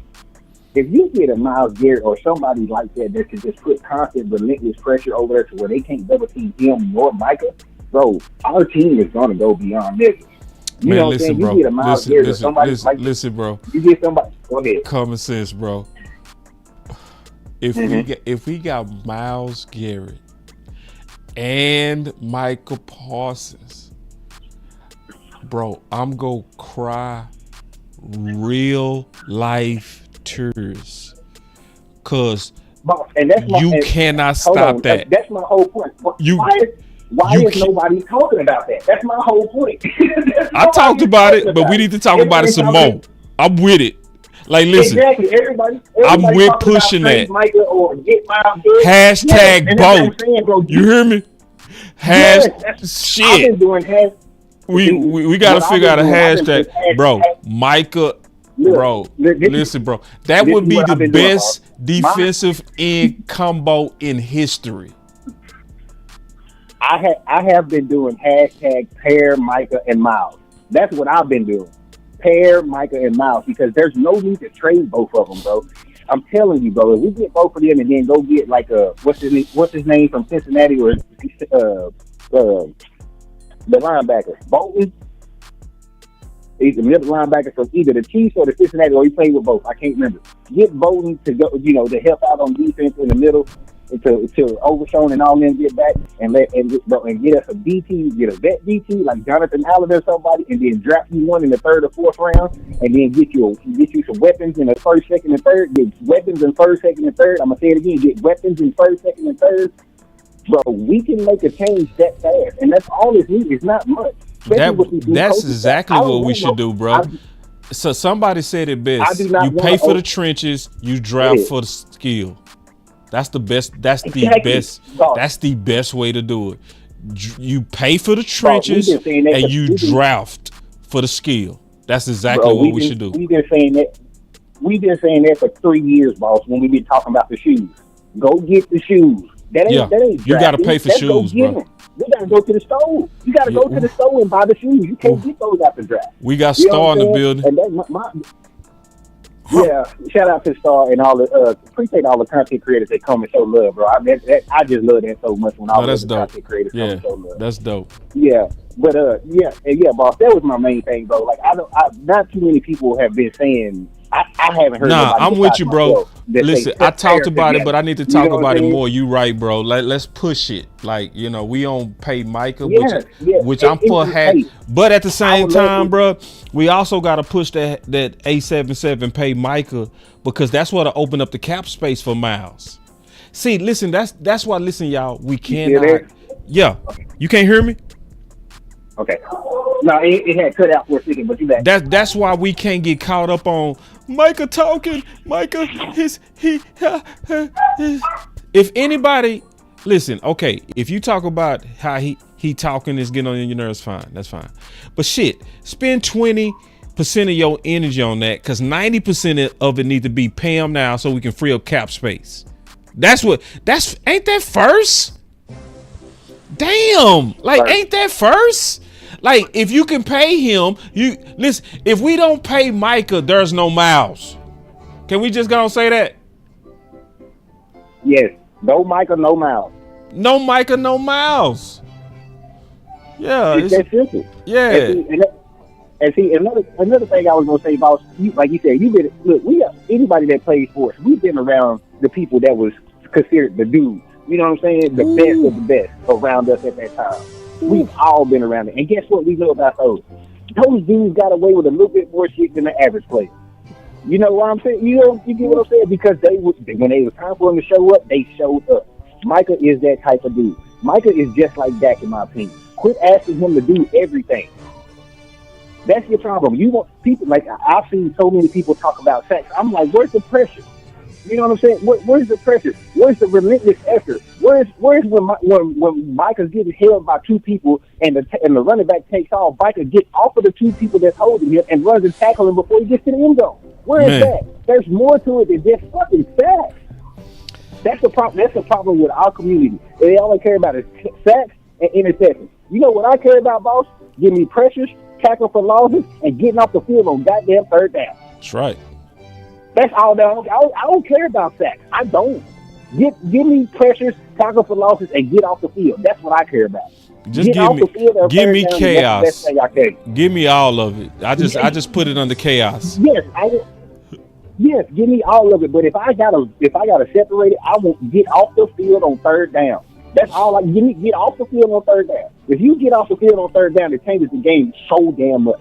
Because I mean, we cannot sit up here and say when we actually had a decent year that we got off the field on third down. Right. Every time it's time for us to get a stop, it's extended. It don't matter if it's 3rd and 15. That's right. But yeah, that's all I had, bro. And I appreciate it, bro. I love you, man. I'll get at y'all later. All right, big dog. Common sense in the house. All right, bro. Yeah. All right, so we got D Shiv. And then we got Klebo. D Shiv. Yeah, man, I want to ditto everything he just said, bro. My dog said he want to hit on everything, bro. Go ahead. Take your time. I want to ditto it, bro. Like, I double down on everything he just said. Ooh, dog, he could, didn't he? Narrative. There's a dangerous narrative, dog, of their like assassinating, or always assassinating our best players' characters. Bro, every time. Season when it comes out of every time. Dog. Every time, bro. Thing to Micah. Yep. We're doing this, and then that's the culture that you built within free agency. When it comes time to really negotiating with these dudes, like Micah ain't really got a. All right, so he says what he said to Derrick Henry in the little interviews and stuff like that. But the Cowboys doing it themselves, you know what I'm saying? And so I can't. There's a level of realness when it comes to just dudes, bro. And the fact that he ain't gonna sit up here and lie and be corporate, you know what I'm saying? Yeah. Like emotionally, like he gonna talk on it on some like this might not be what you want if you really trying to win. He might give that vibe off because he's going through this shit, bro. And that's the only way he knows how to like really respond at it at this point in time. It's D Shift. Yeah. To be honest, bro, I think a lot of people looking at it just straight up wrong, bro. Like all the way wrong. Cause it's like all the way wrong. What I mean by that, people that focus on that only focusing on we would have ruined you. But they not focusing on the context. Because the context, he said, somebody asked him, are you mad that we didn't get Henry? So he was talking about it after it played out. So we didn't it played out. Yeah, so that's why he said we would have ruined you because we didn't make the playoffs. And on top of that, we don't run the ball. Over there, they do. Over there, you had 1,800. So over there, that was your blessing. We would have ruined that. But when you know, if you're not listening to the context or you just focusing on the controversial soundbite, then you missing the context, which makes us mislabel Michael. What's up, Tuck? Yeah, nah, and it's just the whole point of man is just the way I like the fact that they're even playing with Michael like this, man, lets me know they're not about to do nothing with all that money you talking about right now. Right. Bro. Like all the money you talk, because it's the same pattern. You know, I'm supposed to have faith in the fact that you about to make these moves in free agency when you're not even taking care of, just wrapping up the common sense contracts right now. Right. And you're not making the common sense moves. You leaving it up to be a mystery. So you doing the same thing. You dragging it through the media. You getting your ratings. And you talking all this nonsense about the fact that we about to get some people in free agency. And we know that's not about to happen. But what is about to happen is that these same players that keep finessing this cap and making these moves, they about to get that same money. Right. And see, let me say this too, Shift. This in my opinion, bro, why I do understand the people that's frustrated with Michael Mouth, but I also do question the people that's making the most noise about that. Have you actually been in the locker room? Just to be honest, you know what I mean? Because people that been in locker rooms, bro, they not spending like 90% of their time talking about that. No, bro. Like they talking about the value of this man's talent. You know what I'm saying? Like, shit. You know, it just, and it's just smart for us to try to come together to get this man paid. Because if we get him paid, we go have freed up cap space to go get the talent we want. It makes no sense at all to focus all our energy on what he not doing. Let's focus together on getting this man paid so we can get some more talent in the Cowboys. Crying about his podcast ain't gonna do it. Yeah, and then inadvertently makes it seem like the fan base is sitting up here, you know, hating on them when, you know, you got some real common sense fans like us that understand what moves the Cowboys need to be doing to make things happen and get to winning. But they just haven't been making those moves. They don't make them moves. That's right. So I'm supposed to sit up here and watch y'all have the same patterns and then take the pressure off and put it on Micah. We about to put that on Micah? Right. Hell nah. Hell nah. Hell nah. Good man. That's just dumb, boss. When you just really sit there and look at it, the fact that this dumb as hell. It's playing out before our eyes. Right. Again, another season. We got another great player to sign, but we sitting up here assassinating this man's character. Yeah. Like killing him. And we sit. And it's a lot of fans. I'm sick of his mouth. Don't pay him. It's like, what?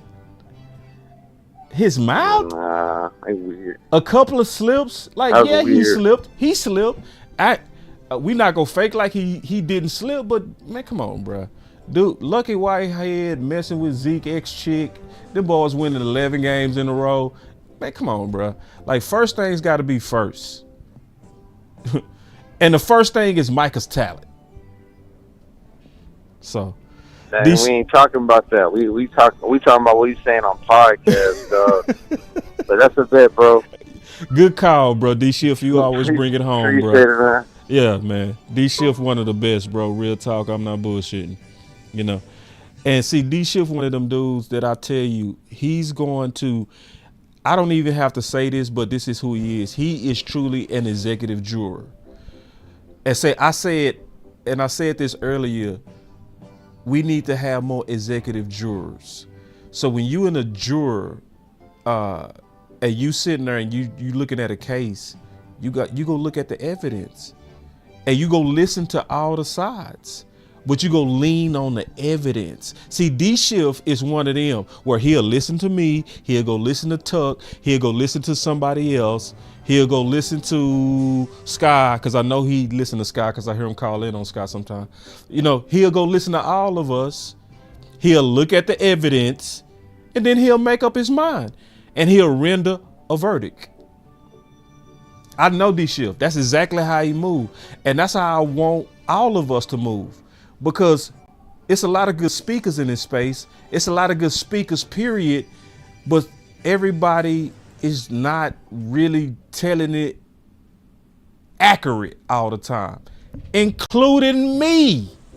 I mess up sometime. So if I'm messing up sometime, but then let's say DMV bring the evidence to break me down, then you declare that DMV is not guilty and I am guilty of error.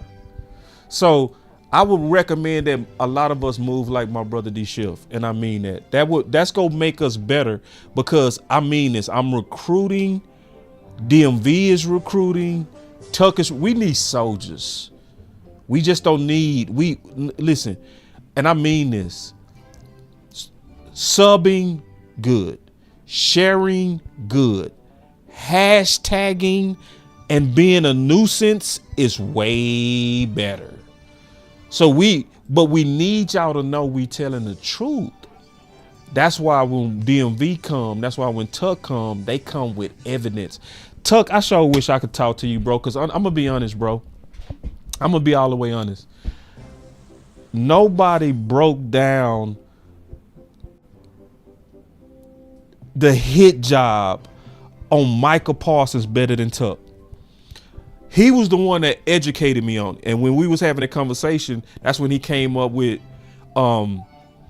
zombies, because we was talking about it, and he was just like, because it happened last year during the voluntary camp, and me and Tuck was talking, and it was like, bro, it's an army of people that's already falling for the lie on this leadership thing against Michael Parsons.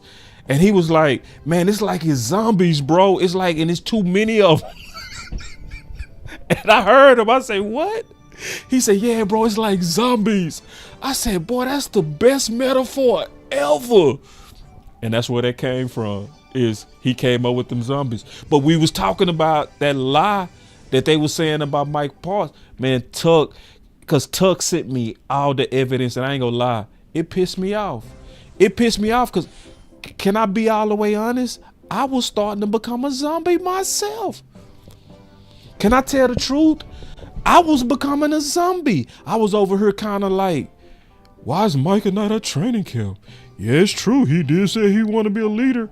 Man, Tuck called me, got the going off.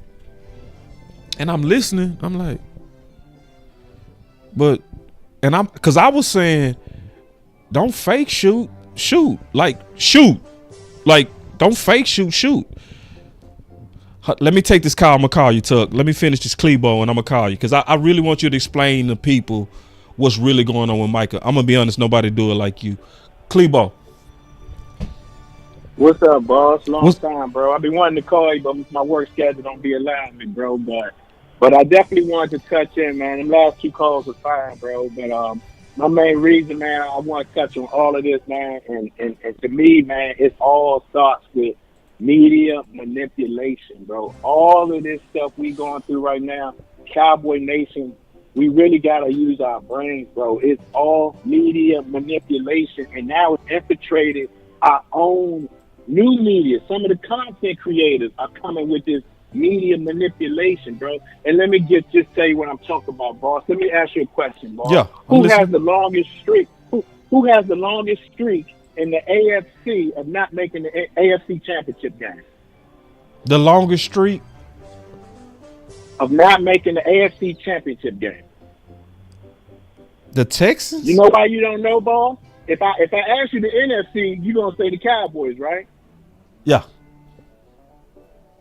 The reason you don't know the AFC because the answers ain't the Cowboys. Right. They don't That's talk the about only it. reason, and they don't talk, and that's what I'm talking about, media manipulation, bro. Yeah. The ultimate goal in football is to win the Super Bowl. Right. Why isn't it who has the longest streak of winning the Super Bowl? Man. That should be the narrative. It's right.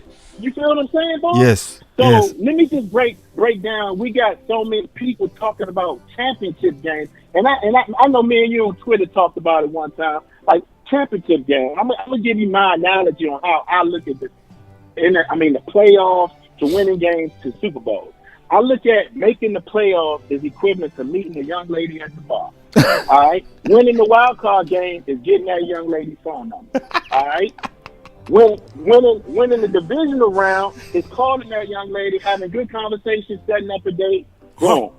Winning the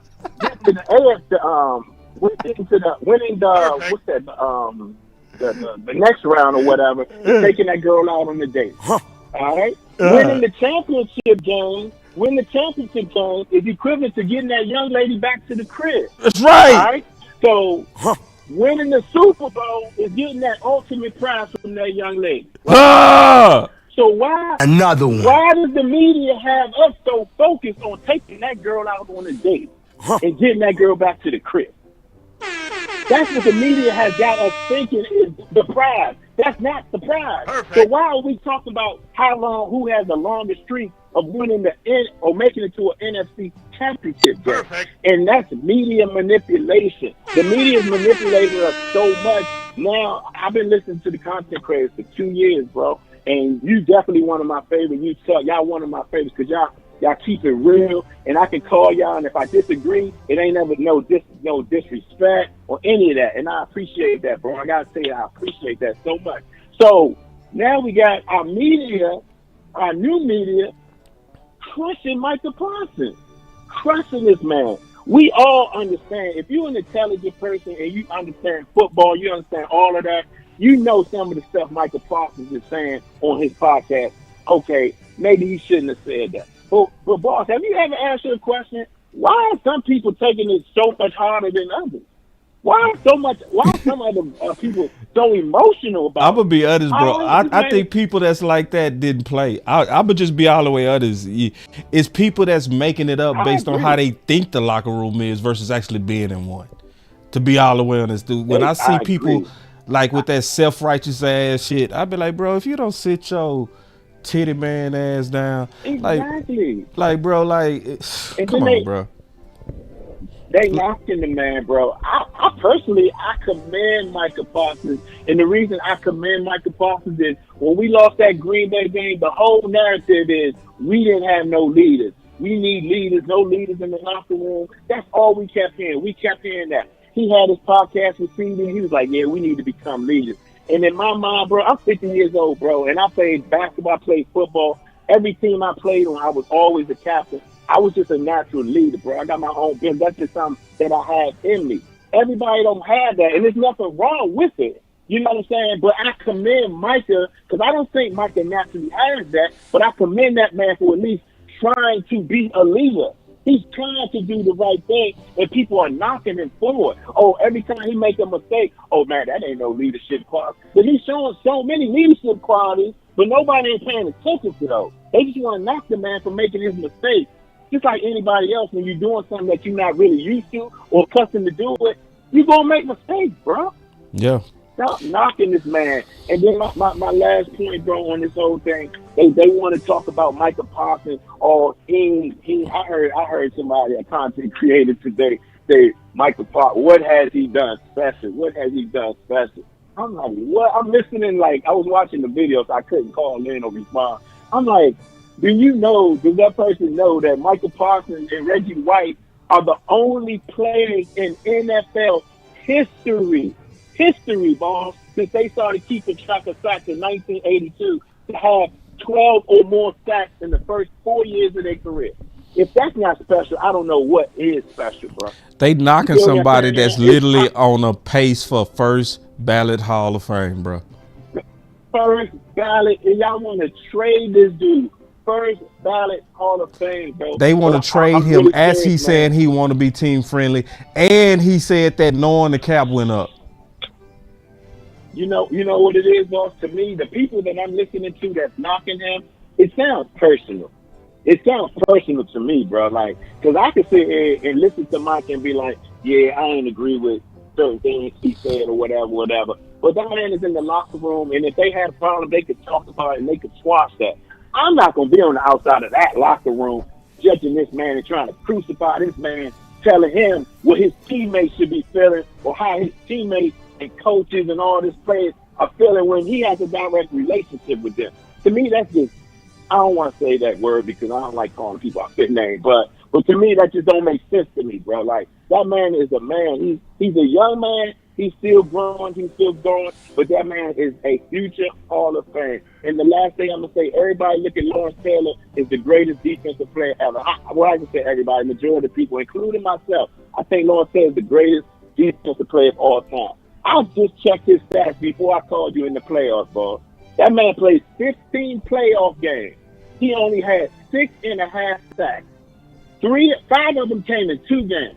So that means he played 13 games. He played 13 games in the playoffs with only 1.5 sacks. Oh my God. No. Look it up, bro. No, Cleve. See, this is the type of shit I'm gonna look that up, bro.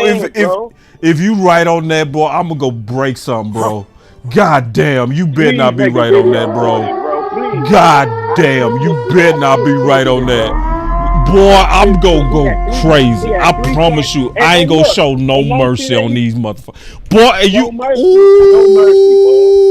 all that glazing and ball licking and all this suck up to this dude. Fuck that. Hell.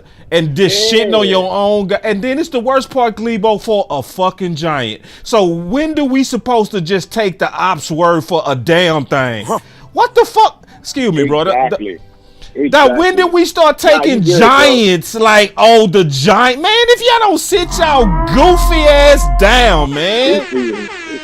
All right, Klebo, let me call, man. Boy, these was the best calls of fucking all time. Y'all got me cussing and everything, bro. I swear. Klebo, good call, bro. Damn. All right. Hey, boss, can I say this one last thing? Yeah. God. Just this one last thing. And this for the people who look at stats as everything.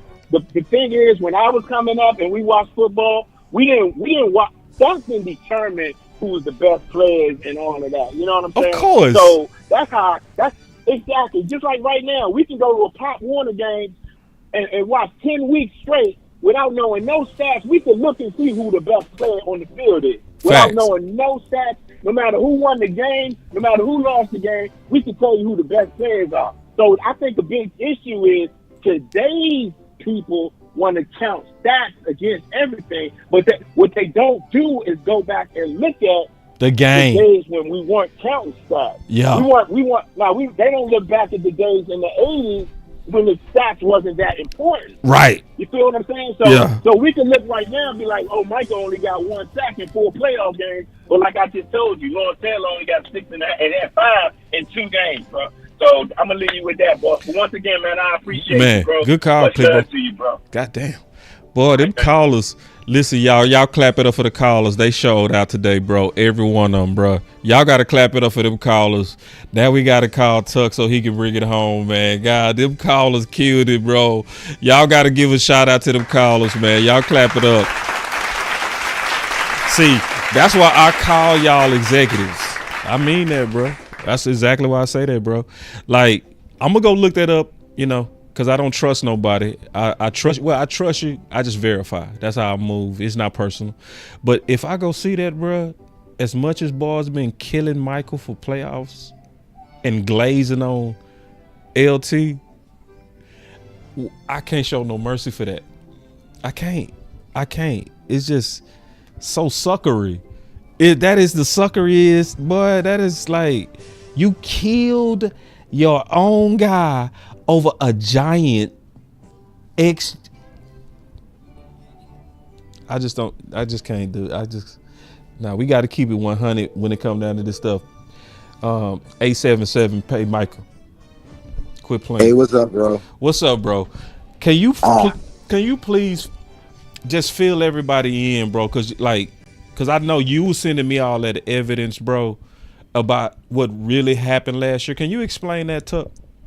Yeah, man. First of all, man, salute to the callers, man. I feel like that's the dopest thing about it, bro, is because like I'm tired of people playing like our community stupid. You know what I'm saying? Like we not that. You know what I'm saying? Like a lot of us, you know, whether it's my channel, your channel, you know, Sky's channel, Vosh's channel, DMV, Rome, like we're not no dummies, right? We fact check mainstream media people. We fact check, you know, radio analysis and NFL, and like so don't think that you're gonna come into this content creation space and just put out sloppy information. We're not going to fact check you, bro. Like, we don't care who you are, who you play for, or what band you play for, bro.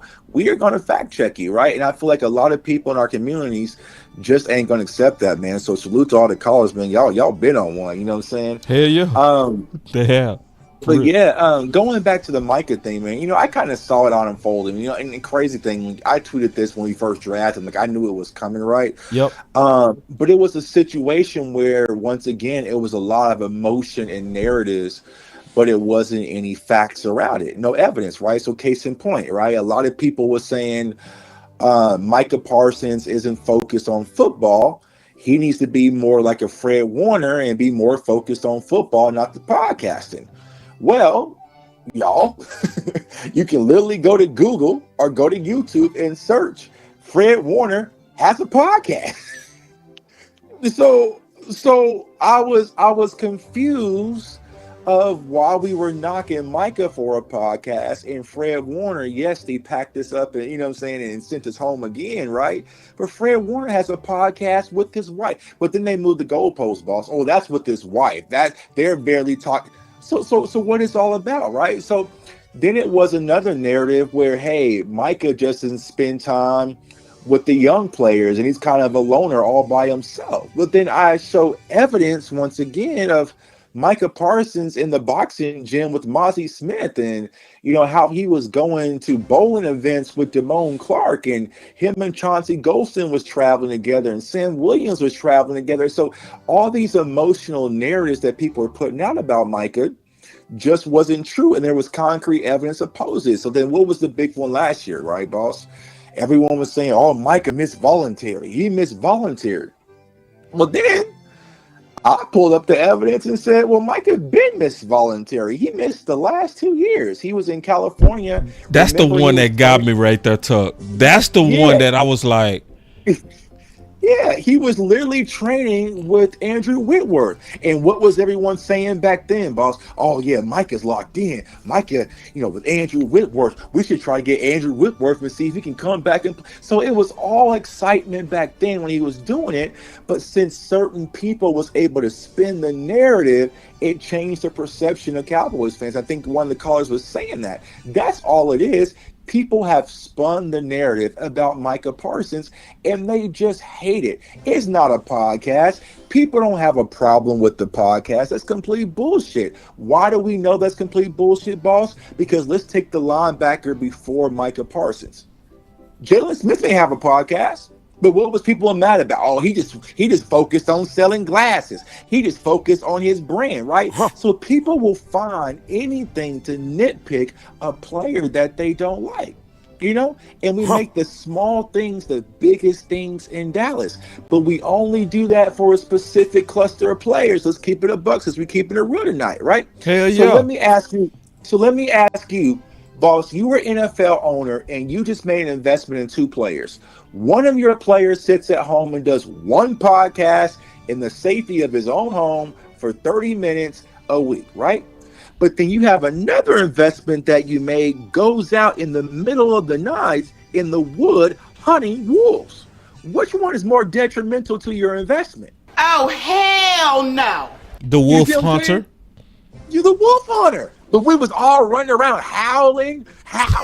This Tuck a fool. You can't handle the You know truth. what I'm saying? Tuck, but dog. So you mean to tell You me want answers? for your investment, you have a player going out in the middle of the night. You can't handle the with truth. Guns, and that was embraced and love. But someone sitting on a podcast for 30 minutes out of a week, that's detrimental. Hey, And it's just fake and it's phony to me. fake and it's phony like, as listen, fuck. It's fake Like, and phony, bro. Listen, dog. It's so crazy to people act like Micah Parsons making thumbnails, editing. Right. Yeah. Like Micah Parsons is sitting at the crib.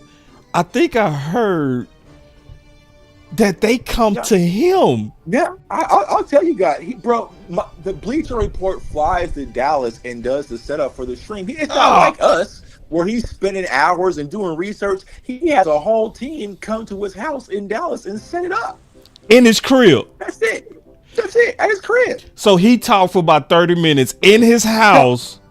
In his house, in his basement. Then they go edit, do the thumbnails, stream it out to all the platforms. Right. I need that squad. You see what I'm saying? I need that squad. That's the squad I need You know too, what I'm bro. saying? I need that. And that's all it is. But here is the most hypocritical thing about all this, boss. Yeah. I exist, you exist, Rome exists, Law exists, Vach exists, Scott, the list goes on and on when it comes to content creators, because we all wanted a break away from our day-to-days of our job to talk about something that we truly are passionate about.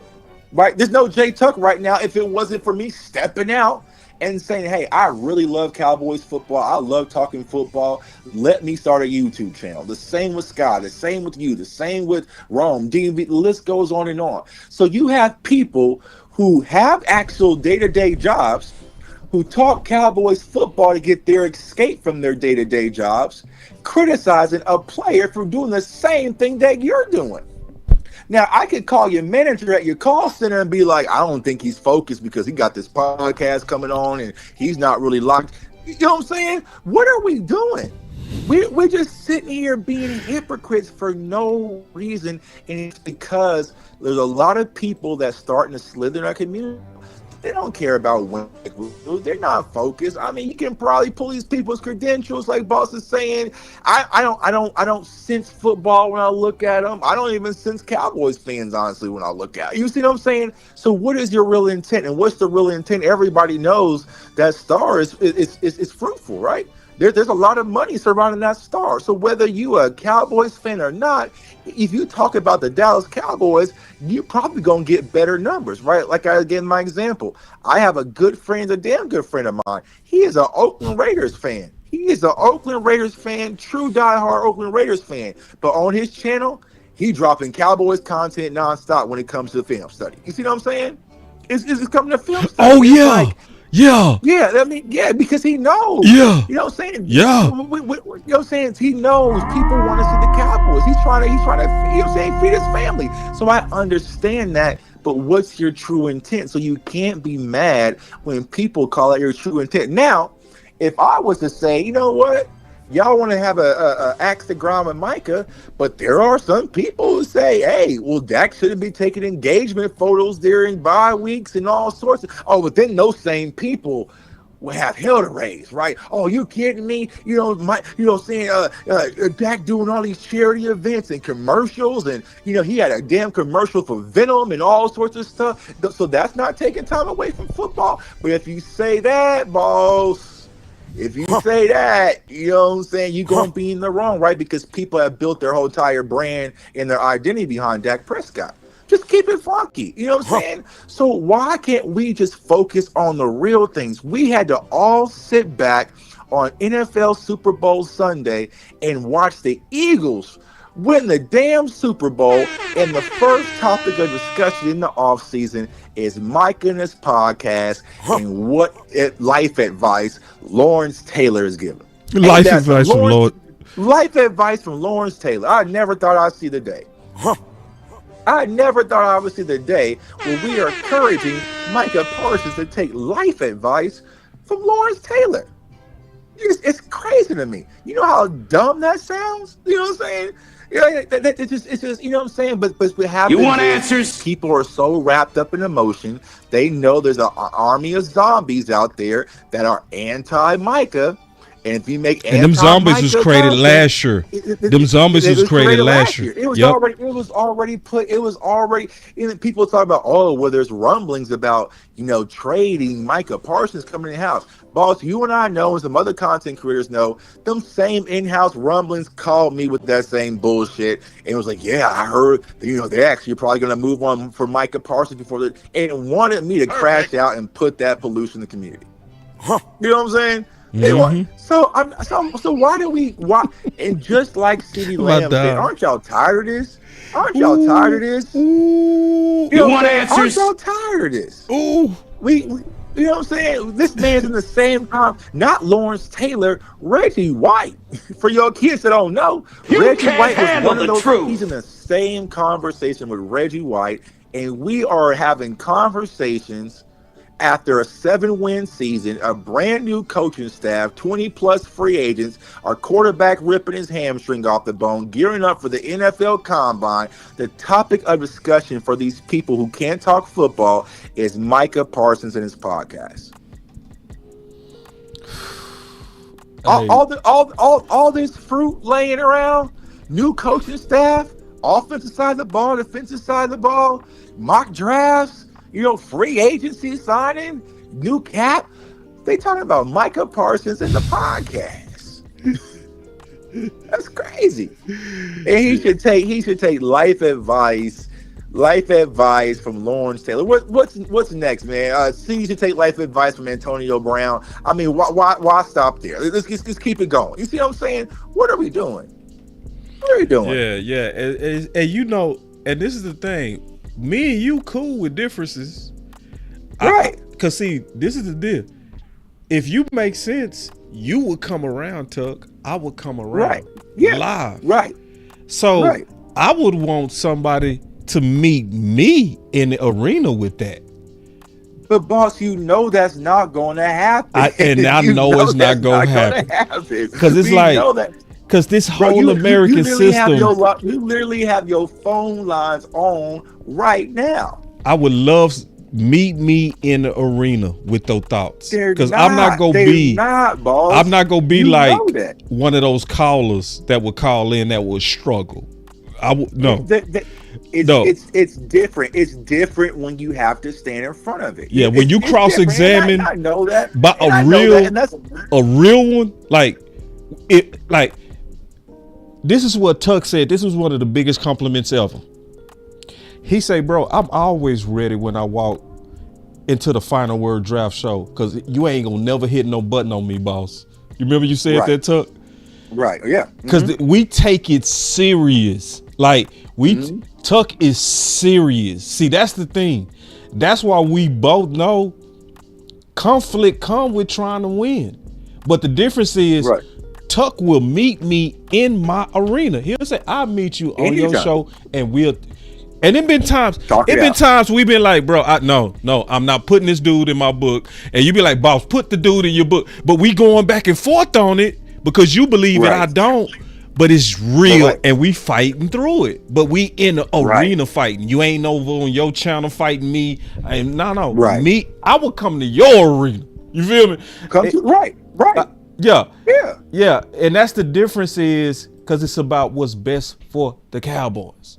You know what I mean? What's best for the Cowboys. We are all in the studio trying to make a hit record, and boss might say, "Hey man, turn them drums down just a little bit." I might want my drums cranked. You know what I'm saying? Yeah. Okoye might like, we need to remix this sample a little bit. We are all. Let me say, don't say we are all. Majority of us who really built this foundation and built this community are here to see this team win. There's new people I don't know. You know what I'm saying? I don't know what they're here for. You know what I'm saying? I don't know. You know what I'm saying? But for us, it's nothing for me to step in Boss's arena or Boss come on my show because at the end of the day, we might have a back and forth, but I don't have to hurt Boss to build me up or lift me up, right? I'm not trying to play this game where I need to suppress others or attack others or come at others to suppress myself up. You know what I'm saying? My skill set that I go back and forth with my brothers and sisters in the community has made me talented enough. I know if I'm going to go do some draft shows with Vach, I better have my shit in order. If I know I'm going to do a draft show on the final word, I need to have my shit in order. If I know I'm going to do one with Foots, I need to have my shit. That's because right. what happens is that WWE yelling aggressive sloppiness, it doesn't work. And I always give the story, boss. When I first came into this community in the game, it was actually an Eagles content creator who taught me that. You know what I'm saying? It was a random show that my guy Sid wanted me to jump on. Shout out to my guy Gate City. He covers the Eagles, man. And I wasn't expecting it to be in the round table. And he had stats, facts, analytics, and he kicked my ass. And even though I can yell and scream and kind of puff around, I barely walked out of that thing, barely alive. You know what I'm saying? And from that moment, I realized, okay, me just being Jay Tuck, the Cowboys fan, that ain't enough. You know what I'm saying? You need to get in your EPA bag. You need to get in your film bag. You need to get in your analytics bag, because that man was surgically carving me up, and I barely got out of there alive. And I told Sid, man, don't you ever put me, don't you ever put me in a situation like that. You see what I'm saying? So that's what these people don't want to, they don't want that to happen, boss. They know if I'm going to come on Boss's show or Tuck's show, it's about a week's worth of research that needs to be done. You see what I'm saying? And that's a whole lot of work. So that's why it's easier for me to poke at Boss on his chat, but then run to my show. You see what I'm saying? Yeah. Or post at Tuck on Twitter and then run to my show, because it's where you safe. But when you have to sit down and talk football with real football people, it's not going to go good for those who sat in the band and played the flute. You know what I'm saying? So it's like, shit. That I mean, it's just not. You know what I'm saying? I get it, man. You know what I'm saying? Drake, one of my favorite Drake quotes is bench players talking like they starters. I hate it. It's band members talking like they starters. I hate it right now. You see what I'm saying? Because I can look at you and know that you don't know ball. Yeah. You know what I'm saying? I can tell. Yeah. I can tell. Yeah. You see what I'm saying? But it's like, it's okay though if you want to do your content. It's okay, but don't you dare start poking your nose and coming at the people that laid the foundation and built what we built as new media. You're not going to tear this thing down. We worked too hard for it. You know what I'm saying? We didn't, and you know what goes on behind the scenes, boss, for us fighting for credentials, fighting for acceptance, fighting for this, fighting for that. I'm not going to allow a few snakes to get into this garden and disrupt everything we built. I will cut your head off every damn time. So you know what I'm saying? Before you go, bro, let me kind of stay with what you just said, bro. That's super important what Tuck just said. Do y'all realize, everybody that's in the chat, that we are in a time to where new media is not separated from old media? Vach is sitting on the draft show like it ain't nothing. Tuck is out there at the Super Bowl with Dez like it's me. You see what I'm saying? Right.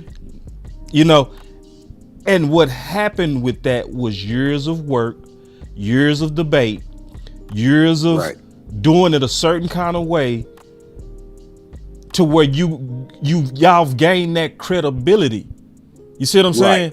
So if you saying pressures don't matter, and then I come with the facts and show it and show the film, and then we still saying that? Like, I can see if it was a misunderstanding at first, but now the evidence is out there now, brother. What we doing? Right.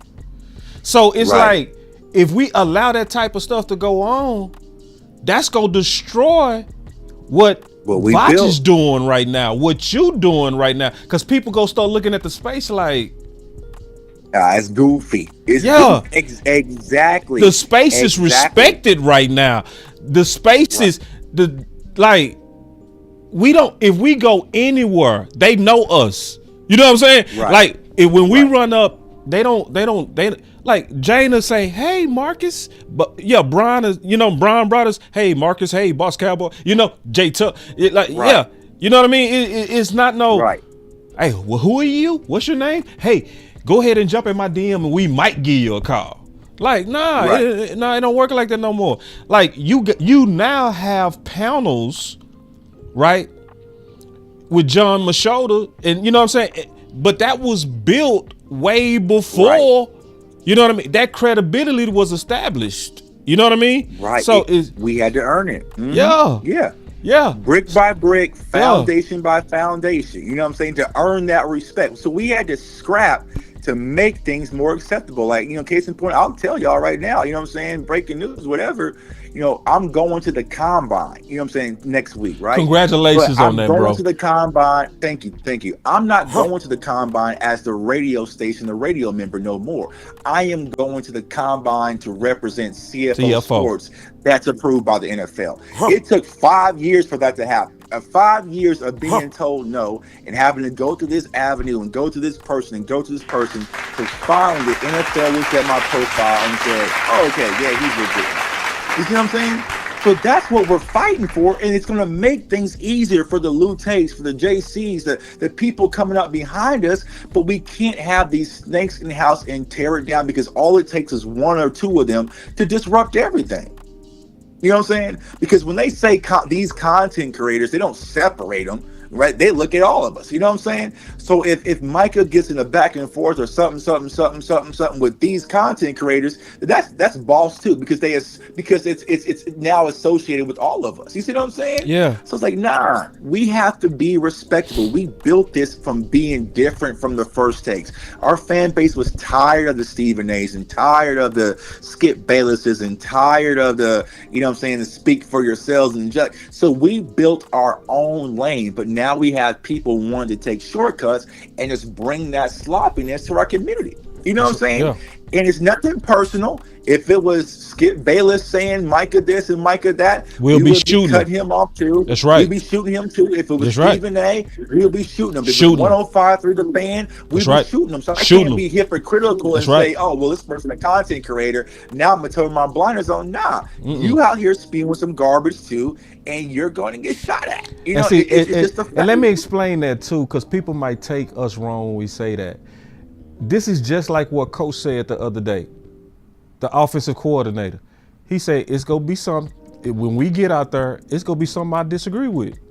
And we go address it when we see it. Like, winning is a contact sport. That's what people got to understand. Right. Like, there's supposed to be confrontation when you're trying to win. Right. There's supposed to be a fight. That's why you see me and Tuck fight. But the issue is you can hardly tell we fighting because we respect each other. That's the difference. You see what I'm saying? It's like, but we fight though. But you know what I'm saying? Me and the OC fight tooth and nail. I think I fight the worst. You know what I mean? Right. But so so because people think like you attacking. No, what you attacking is bad ideas. That's what we're attacking. We listen. Right. If your idea bad, but you mean right, we ain't got no problem with that, bro. You know what I'm saying? Ain't nobody got no problem with a bad idea because somebody didn't see something. You know what I mean? But what I'm not cool with is sneak dissing and shit like that, going under somebody else's tweet, putting my name on it, then lecturing me, and then coming in my chat laughing at what I'm saying. And everybody like, what happened to Boss? Why Boss reacting like that? Y'all didn't see the day before where he went to somebody else and put my name on it and lectured me about it. And when I said, bro, why you do that? Then you just disappear. It's like, you just disappear. It's like, nah, bro, we don't move like that in this community, bro. This community is about winning. If you're trying to come in here to cloud chase, bro, it's going to be bad for you because the people that's about winning is going to go at you. You know what I mean? Because we go at everybody. That's what Tuck said, that most people that we go at anybody that with like people that don't believe in running the ball. They hate us, Tuck, because we go at them. And it's not personal. We just go at the bad idea, which almost seems like we're going at them. No, we going at that badass idea. Right. Yeah. So. Now, case in point, right? Here we are gearing up for draft day. Let's say we draft some rookie. Let's say we draft Luther Burden, right? And Luther Burden comes into the locker room and he has an attitude, and you know he's showing up late to practice. He doing this and this, and he talking about Dak and stuff on social media. What is going to happen? One of them veterans on the locker room is going to check him and say, "Hey, we don't do this here, dog." You know what I'm saying? And it might come to blows. It might get ugly. It might, you know what I'm saying? But somebody, a veteran leader, is going to step up and say, hey, we don't do that here. You know what I'm saying? And that's just what we're doing. Hey, bro, I don't know where you from, or you might be new, but hey, we don't talk to the ladies in our community like that, fam. Yeah. You know what I'm saying? Hey, bro, hey, I see you doing your thing, man. I heard about you, heard your name, got some talent, but hey, we don't do all that sneak decent over here. We shoot leaks over here. We don't bro. do laughing. Like, just think about all the work I put in on this cap stuff. Like, think about it. You up to 4 a.m. Tuck, you up to 4 a.m. to research No Identity Officer Kellen Moore. Right. And then I come in your chat laughing at what you saying after you was up 4 a.m. Just to educate the chat. Just to tell them the truth. Right? Right. It's about, I'm laughing at what you're talking about. Right. Right. Yeah. Now, but if we go over there and start laughing, then it's the Karen victims. Yeah. Oh, they gatekeeping.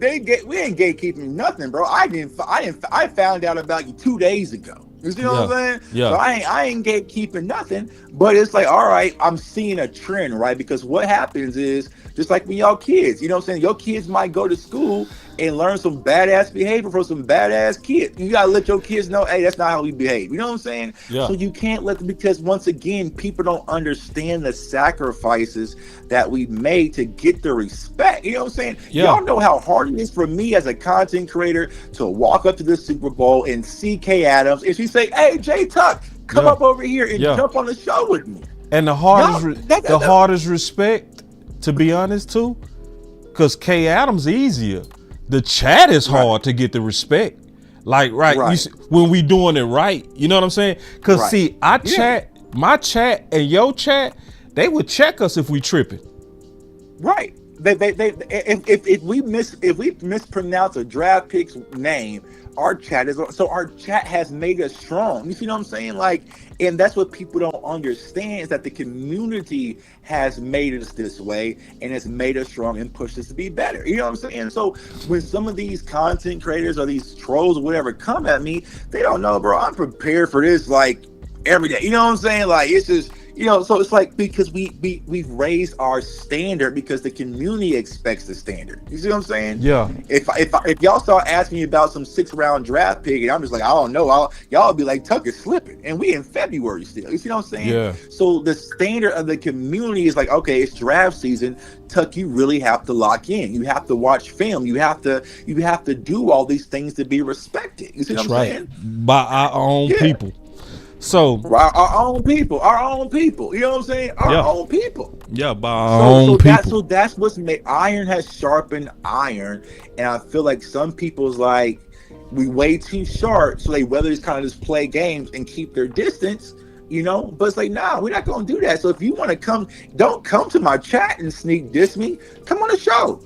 I would love it. The phone number could come on the show. And see, you know what I'm saying? Y'all got shows, we got shows. This is the deal. You know, because I remember, boss, there was a neutral invite. It wasn't even coming on your channel. It was a neutral invite, and they still ducked the smoke and went directly to their channel and preached a sermon to those people who didn't know no better. That's right.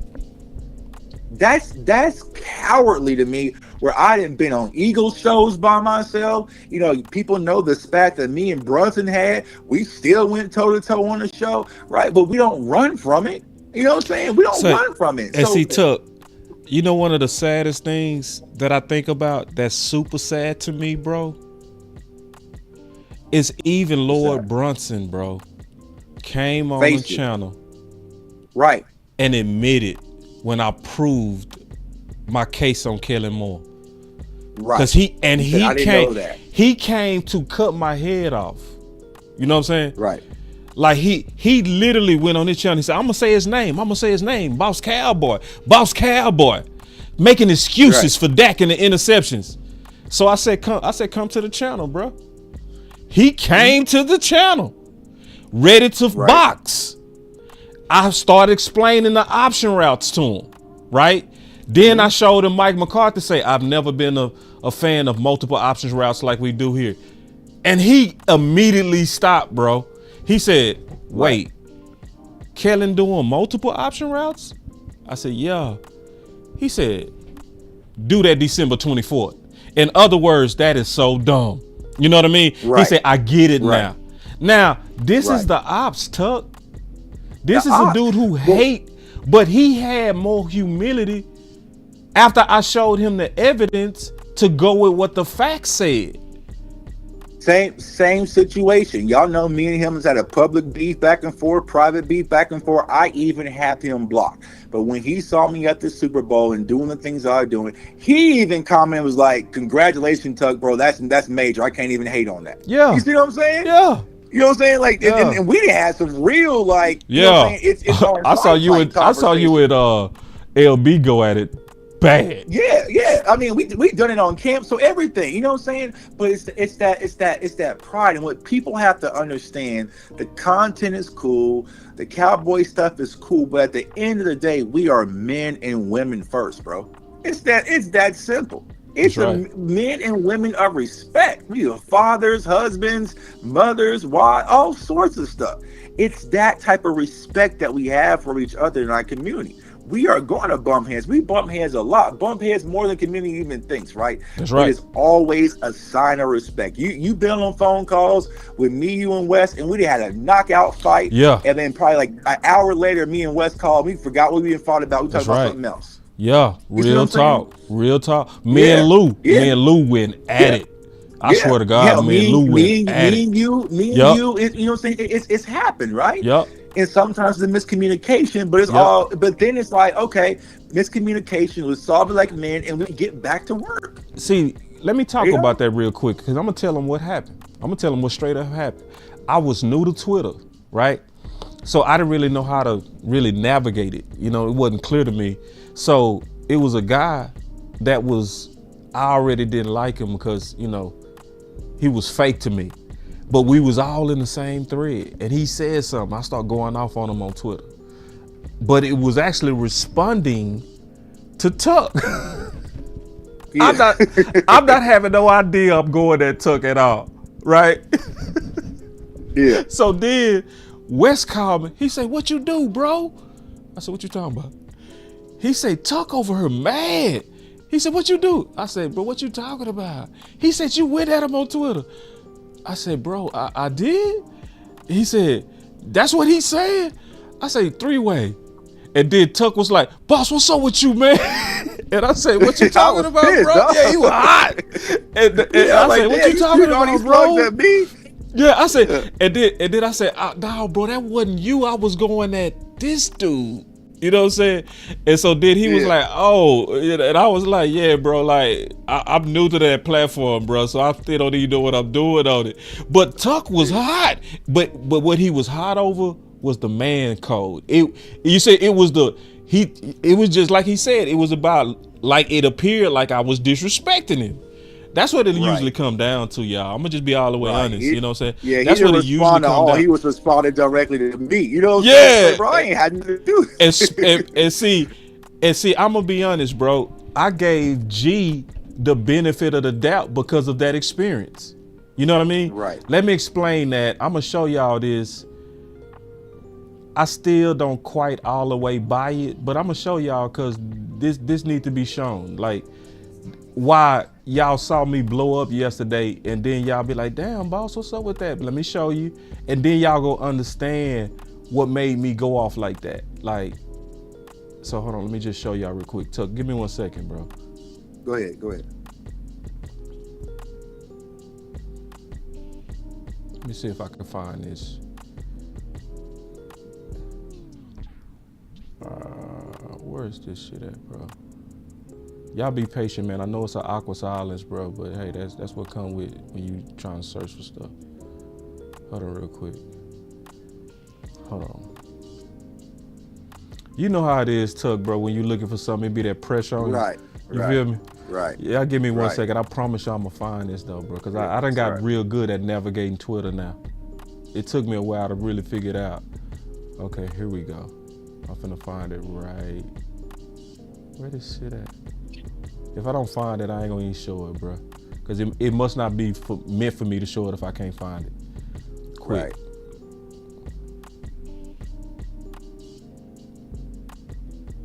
Okay. Oh yeah, I'm finna find it. Yeah, here we go. Hold on real quick. Y'all give me 1 second. Cause see, I also want the people that watch me to know I ain't crazy. Like if you'll look at me like, damn boss, why you go off like that? Like no, I'm gonna show you. And then y'all go clearly see like this is why boss went off, bro. Y'all hold on. And see, that's what I hate, boss, because they play it like we angry. You know what I'm saying? Like, bro, Here we go. I'm not. I found it. Yeah. I found it, bro. Yeah, it was perfect. So check this out, y'all. All right, so y'all saw this yesterday. I went off on G. I ain't gonna lie, I did go off on him. So this dude named Cowboys Due Diligence said, responding to Michael Parsons and LT, say Cowboys Due Diligence, drop the podcasting and pick up cocaine habit instead. That's why old heads need to be quiet.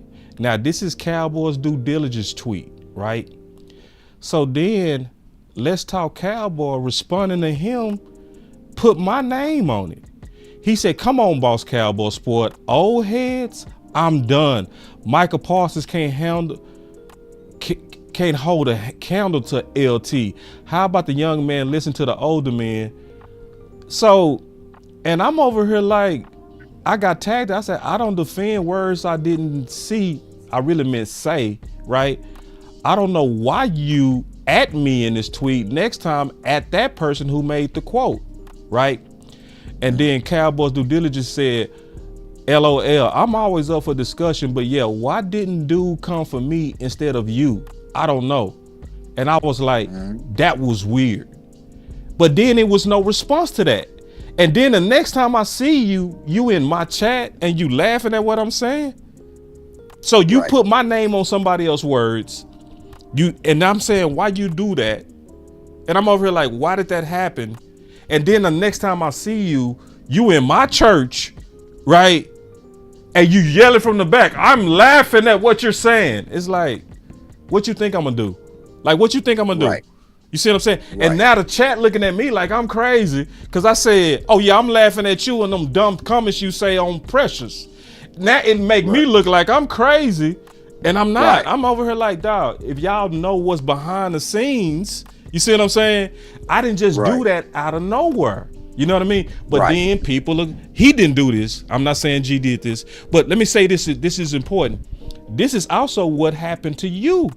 So I can give G the benefit of the doubt like you gave me the benefit of the doubt. Because if you never believed me, bro, we wouldn't be cool. You feel me? Right. If you just said, man, how you gonna act like you don't understand Twitter? He probably new to Twitter. He only got 45 followers or something like that.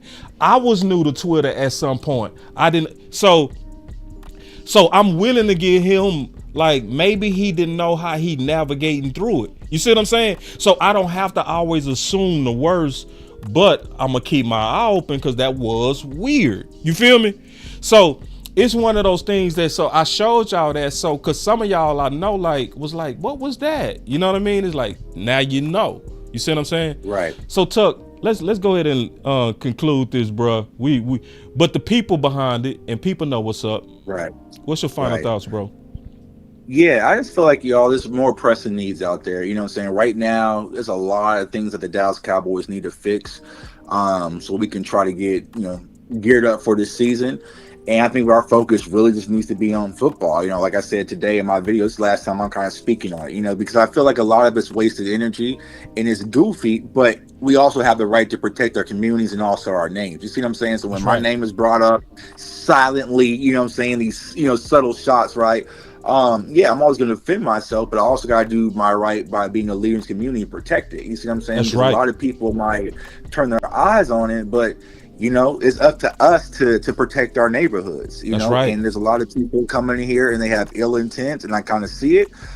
So yeah, I call it out. But at the end of the day, y'all know we're gonna talk football, man. I'm having a blast, man. One of my biggest pleasures right now is I'm bringing some of these unknown drafted kids onto my platform, sharing their journey. I mean, my Instagram is so full of DMs of draft prospects that want to come on the show and just kind of get exposure, man. So I'm walking in my passion. I'm doing what makes me happy. I'm going to the combine next week. We got some things rolling up here. Announcements coming up with this new Fanatics deal. This is on. You know what I'm saying? Me and Micah joking online. So just keeping the spirits good. We're just going to continue to do football and do what we do. But I'm always going to speak up for my community, for my brothers and sisters. And when I don't see something I don't like, I'm going to call it out. You know what I'm saying? Yeah. Like I said, if I don't bite my tongue and shy away from the big wigs, I damn sure ain't going to do it for no up and comers. So at the end of the day, y'all smart enough in this chat. I know if my community's watching, y'all smart enough as well. Put your earphones on, man. Block out the pollution. Let's focus on football and let's try to get back to fixing this team so we can ultimately win a Super Bowl, man. So appreciate you, my dog. You know what I'm saying? Yeah, you too. You know, I got your back, man. So you know, that's the thing about this community, man. If y'all swing on my brothers and sisters, I'm gonna swing and I'm gonna try to break your shit, to be honest with you. So that's just how I've always been. You know what I'm saying? That's like, for real. You know, if you know what I'm saying? Like if you swing on my teammate, bro, I'm you know what I'm saying? I'm real. Miles Garrett to grab that helmet and I'm I'm trying gonna to crack you bust over your- the head, you know? Yeah, bro. So, yeah, that's how it's always been, man. Always. You know, the people who played ball with me when I was coming up, man, they kind of knew, man. I always had their back, so I'm in the foxhole. So I'm always asking for respect. You know, I'm not trying to tell nobody how to do their content. Do it however you feel. Feed your family. Do what you gotta do. Get your numbers, but keep it from a respectful level. All this laughing emojis and I'm gonna be the villain and big caps and all that shit. Yeah, we not. And then my boy DJ said, "Boss, just remember you can't get context in text. Sometimes you can, and especially when you clear. When I tell you, bro, don't hit the. When I tell you, that's But when I say, bro, don't hit me with them big texts, bro. Don't hit me with them laughing emojis, and you do that shit again. Now you trying to. Like, see, it's sometimes people don't know, then sometimes they gaslight. You know what I'm saying? And y'all saw me honestly give him the benefit of the doubt because Tuck really did give me the benefit of the doubt. That's a true story. We could have been beefing to this day over something that was an accident on my fault, where it looked like I was going directly at him. You see what I'm saying? So, you know, I'm also not gullible too. Like, you know, because he could easily say, "My bad, boss. I didn't mean it." But right. When you piggyback and you double up and come laugh at it, then that I'm laughing at you. So that's all so you laughing at me. All right, so I'm here from your amusement. You see what I'm saying? Yeah. So all right. You know, and it's but, like that. And then on top of that, I'm too much of a football person.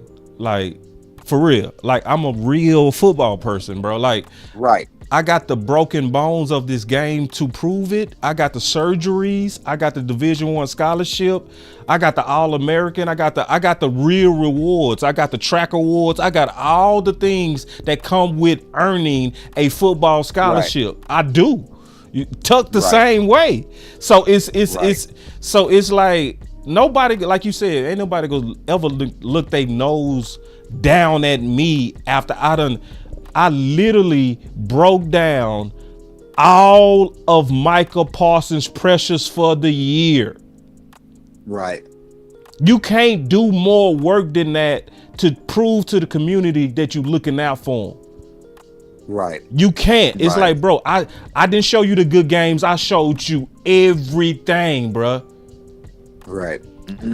And I showed y'all the evidence. So you know you ain't gonna come in my channel and laugh at me.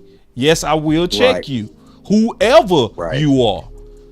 So and that's what I'm saying, boss. We have a responsibility. Like, you know, even though we did play the game, it's like I never wanted to come and disrespect these players and their craft. You see what I'm saying? Now, while I say, hey, a player's playing bad or we might need to move on, this and that, right? But sometimes they kind of feel it too. You know what I'm saying? So they know when they had a bad game. Like, they'll hit me on the side, like, yeah, Tuck, you're right. I was fucking up. Okay, cool. You know what I'm saying? But I'm not going to have this vengeance where I can't see no positives, right? And if you're always harping on the negatives, it really gives me the indication that you're compromised, right? But we get the opportunity, well, I get the opportunity because, you know what I'm saying, a lot of these people ain't there yet, but to cover some of the best athletes in the world, whether that's football, basketball, boxing, the last thing I want to do is disrespect these players in the crack. Because I know what they go through. You know what I'm saying? I played the game. My father played in the league. Like, you know what I'm saying? So I know the stuff that goes on. So I just know from a respect standpoint, you know? So it's I just feel like we've got to be more conscious of who we're allowing in our community. Granted, everybody's voice matters,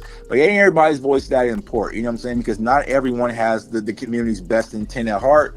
You know, there's AI bots doing Cowboys content, algorithm jumpers, people jumping from the community, just jumping on trends for whatever's hot, right? And I kind of compare it to the rap game. You know, that's why the Kendricks and the Drakes and the J. Coles, they kind of stand out, but there's a lot of mumble rap out there that's popular, right? But which is cool. But at the end of the day, the things that we do, the real that we spit, is not going anywhere. And just respect the craft is all we asking. Man, Tuck, man, appreciate you, bro. You really, all right, dog. Dog, you really the best, dog. Hey, appreciate dog. And I say this as a cold mother effer myself, bro. You a cold mother effer, bro. Real talk, bro. Hey, man, I appreciate y'all, man. I appreciate the community, man. Like I told you, I had to delete the first video and be more surgical. You know what I'm saying? Because it was too direct. You know what I'm saying? But sometimes you know when they go low, you got to go lower. But it's like, no, I had to be a little bit smarter, man. Like I said, at the end of the day, it's just about getting the pollution out of our community. So yeah, man, appreciate it, bro. That's Tuck, y'all. Y'all clap it up, man. That's the OG. He the OG, bro.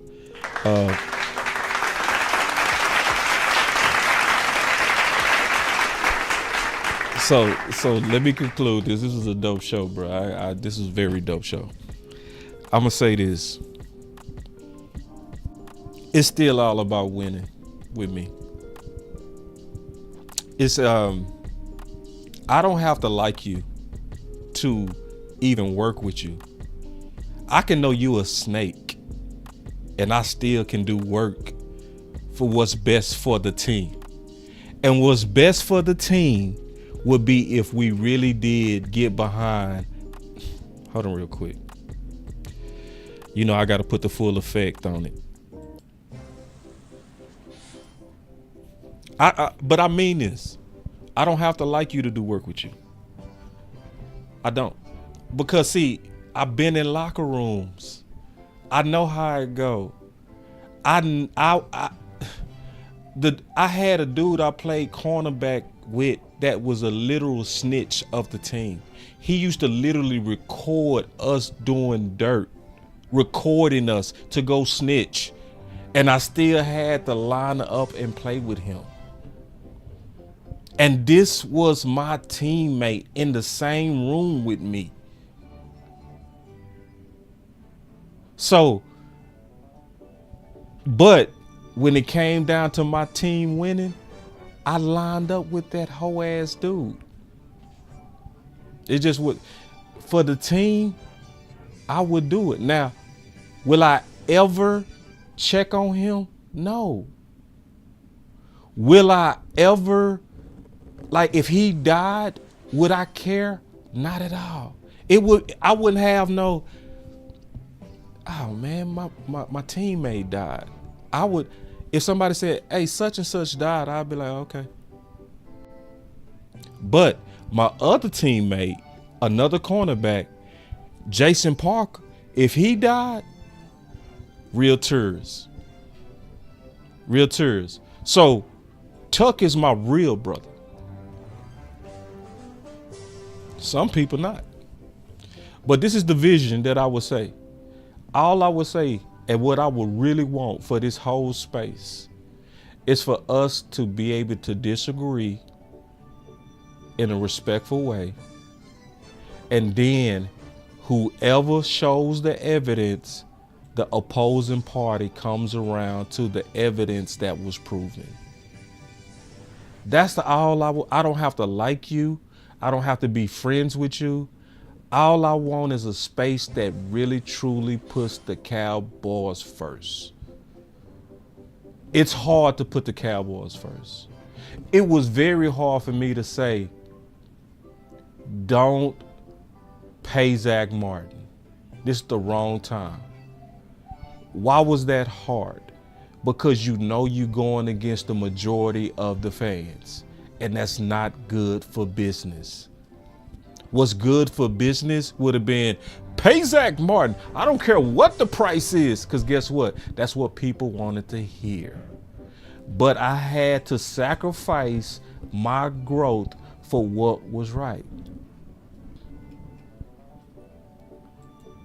And I was saying, Dallas, don't pay. No, the new CBA gave y'all teeth against these type of holdouts. Use your teeth. Was it popular? No. Was it right?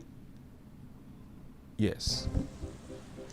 And see, I know Tuck took bullets over his opinion on Dak. But when it's the right thing to do for the team and the right thing to lobby for the team, you do it. So I'm going to say this one more time.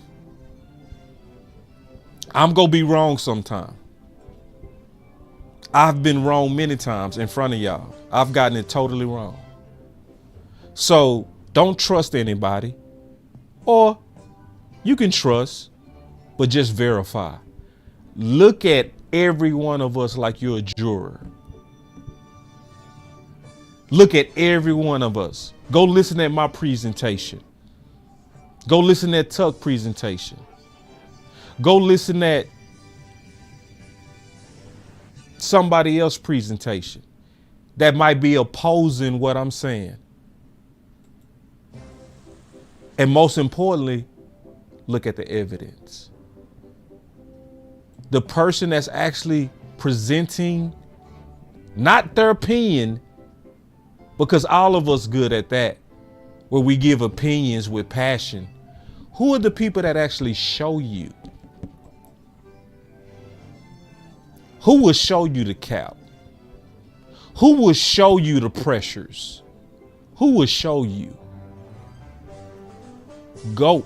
And if they don't go with it. Go with the evidence. Because I'm going to say this one more time. Over here, I'm recruiting. I'm going to be all the way honest on what I'm doing. I am recruiting. I am recruiting people, not just subscribers. And I appreciate subs. I'm not just recruiting likes. I'm recruiting people who want to take action. 877, pay Micah now. We spent enough time talking about this podcast. That's enough of that. We spent enough time talking about Henry. It's enough of that.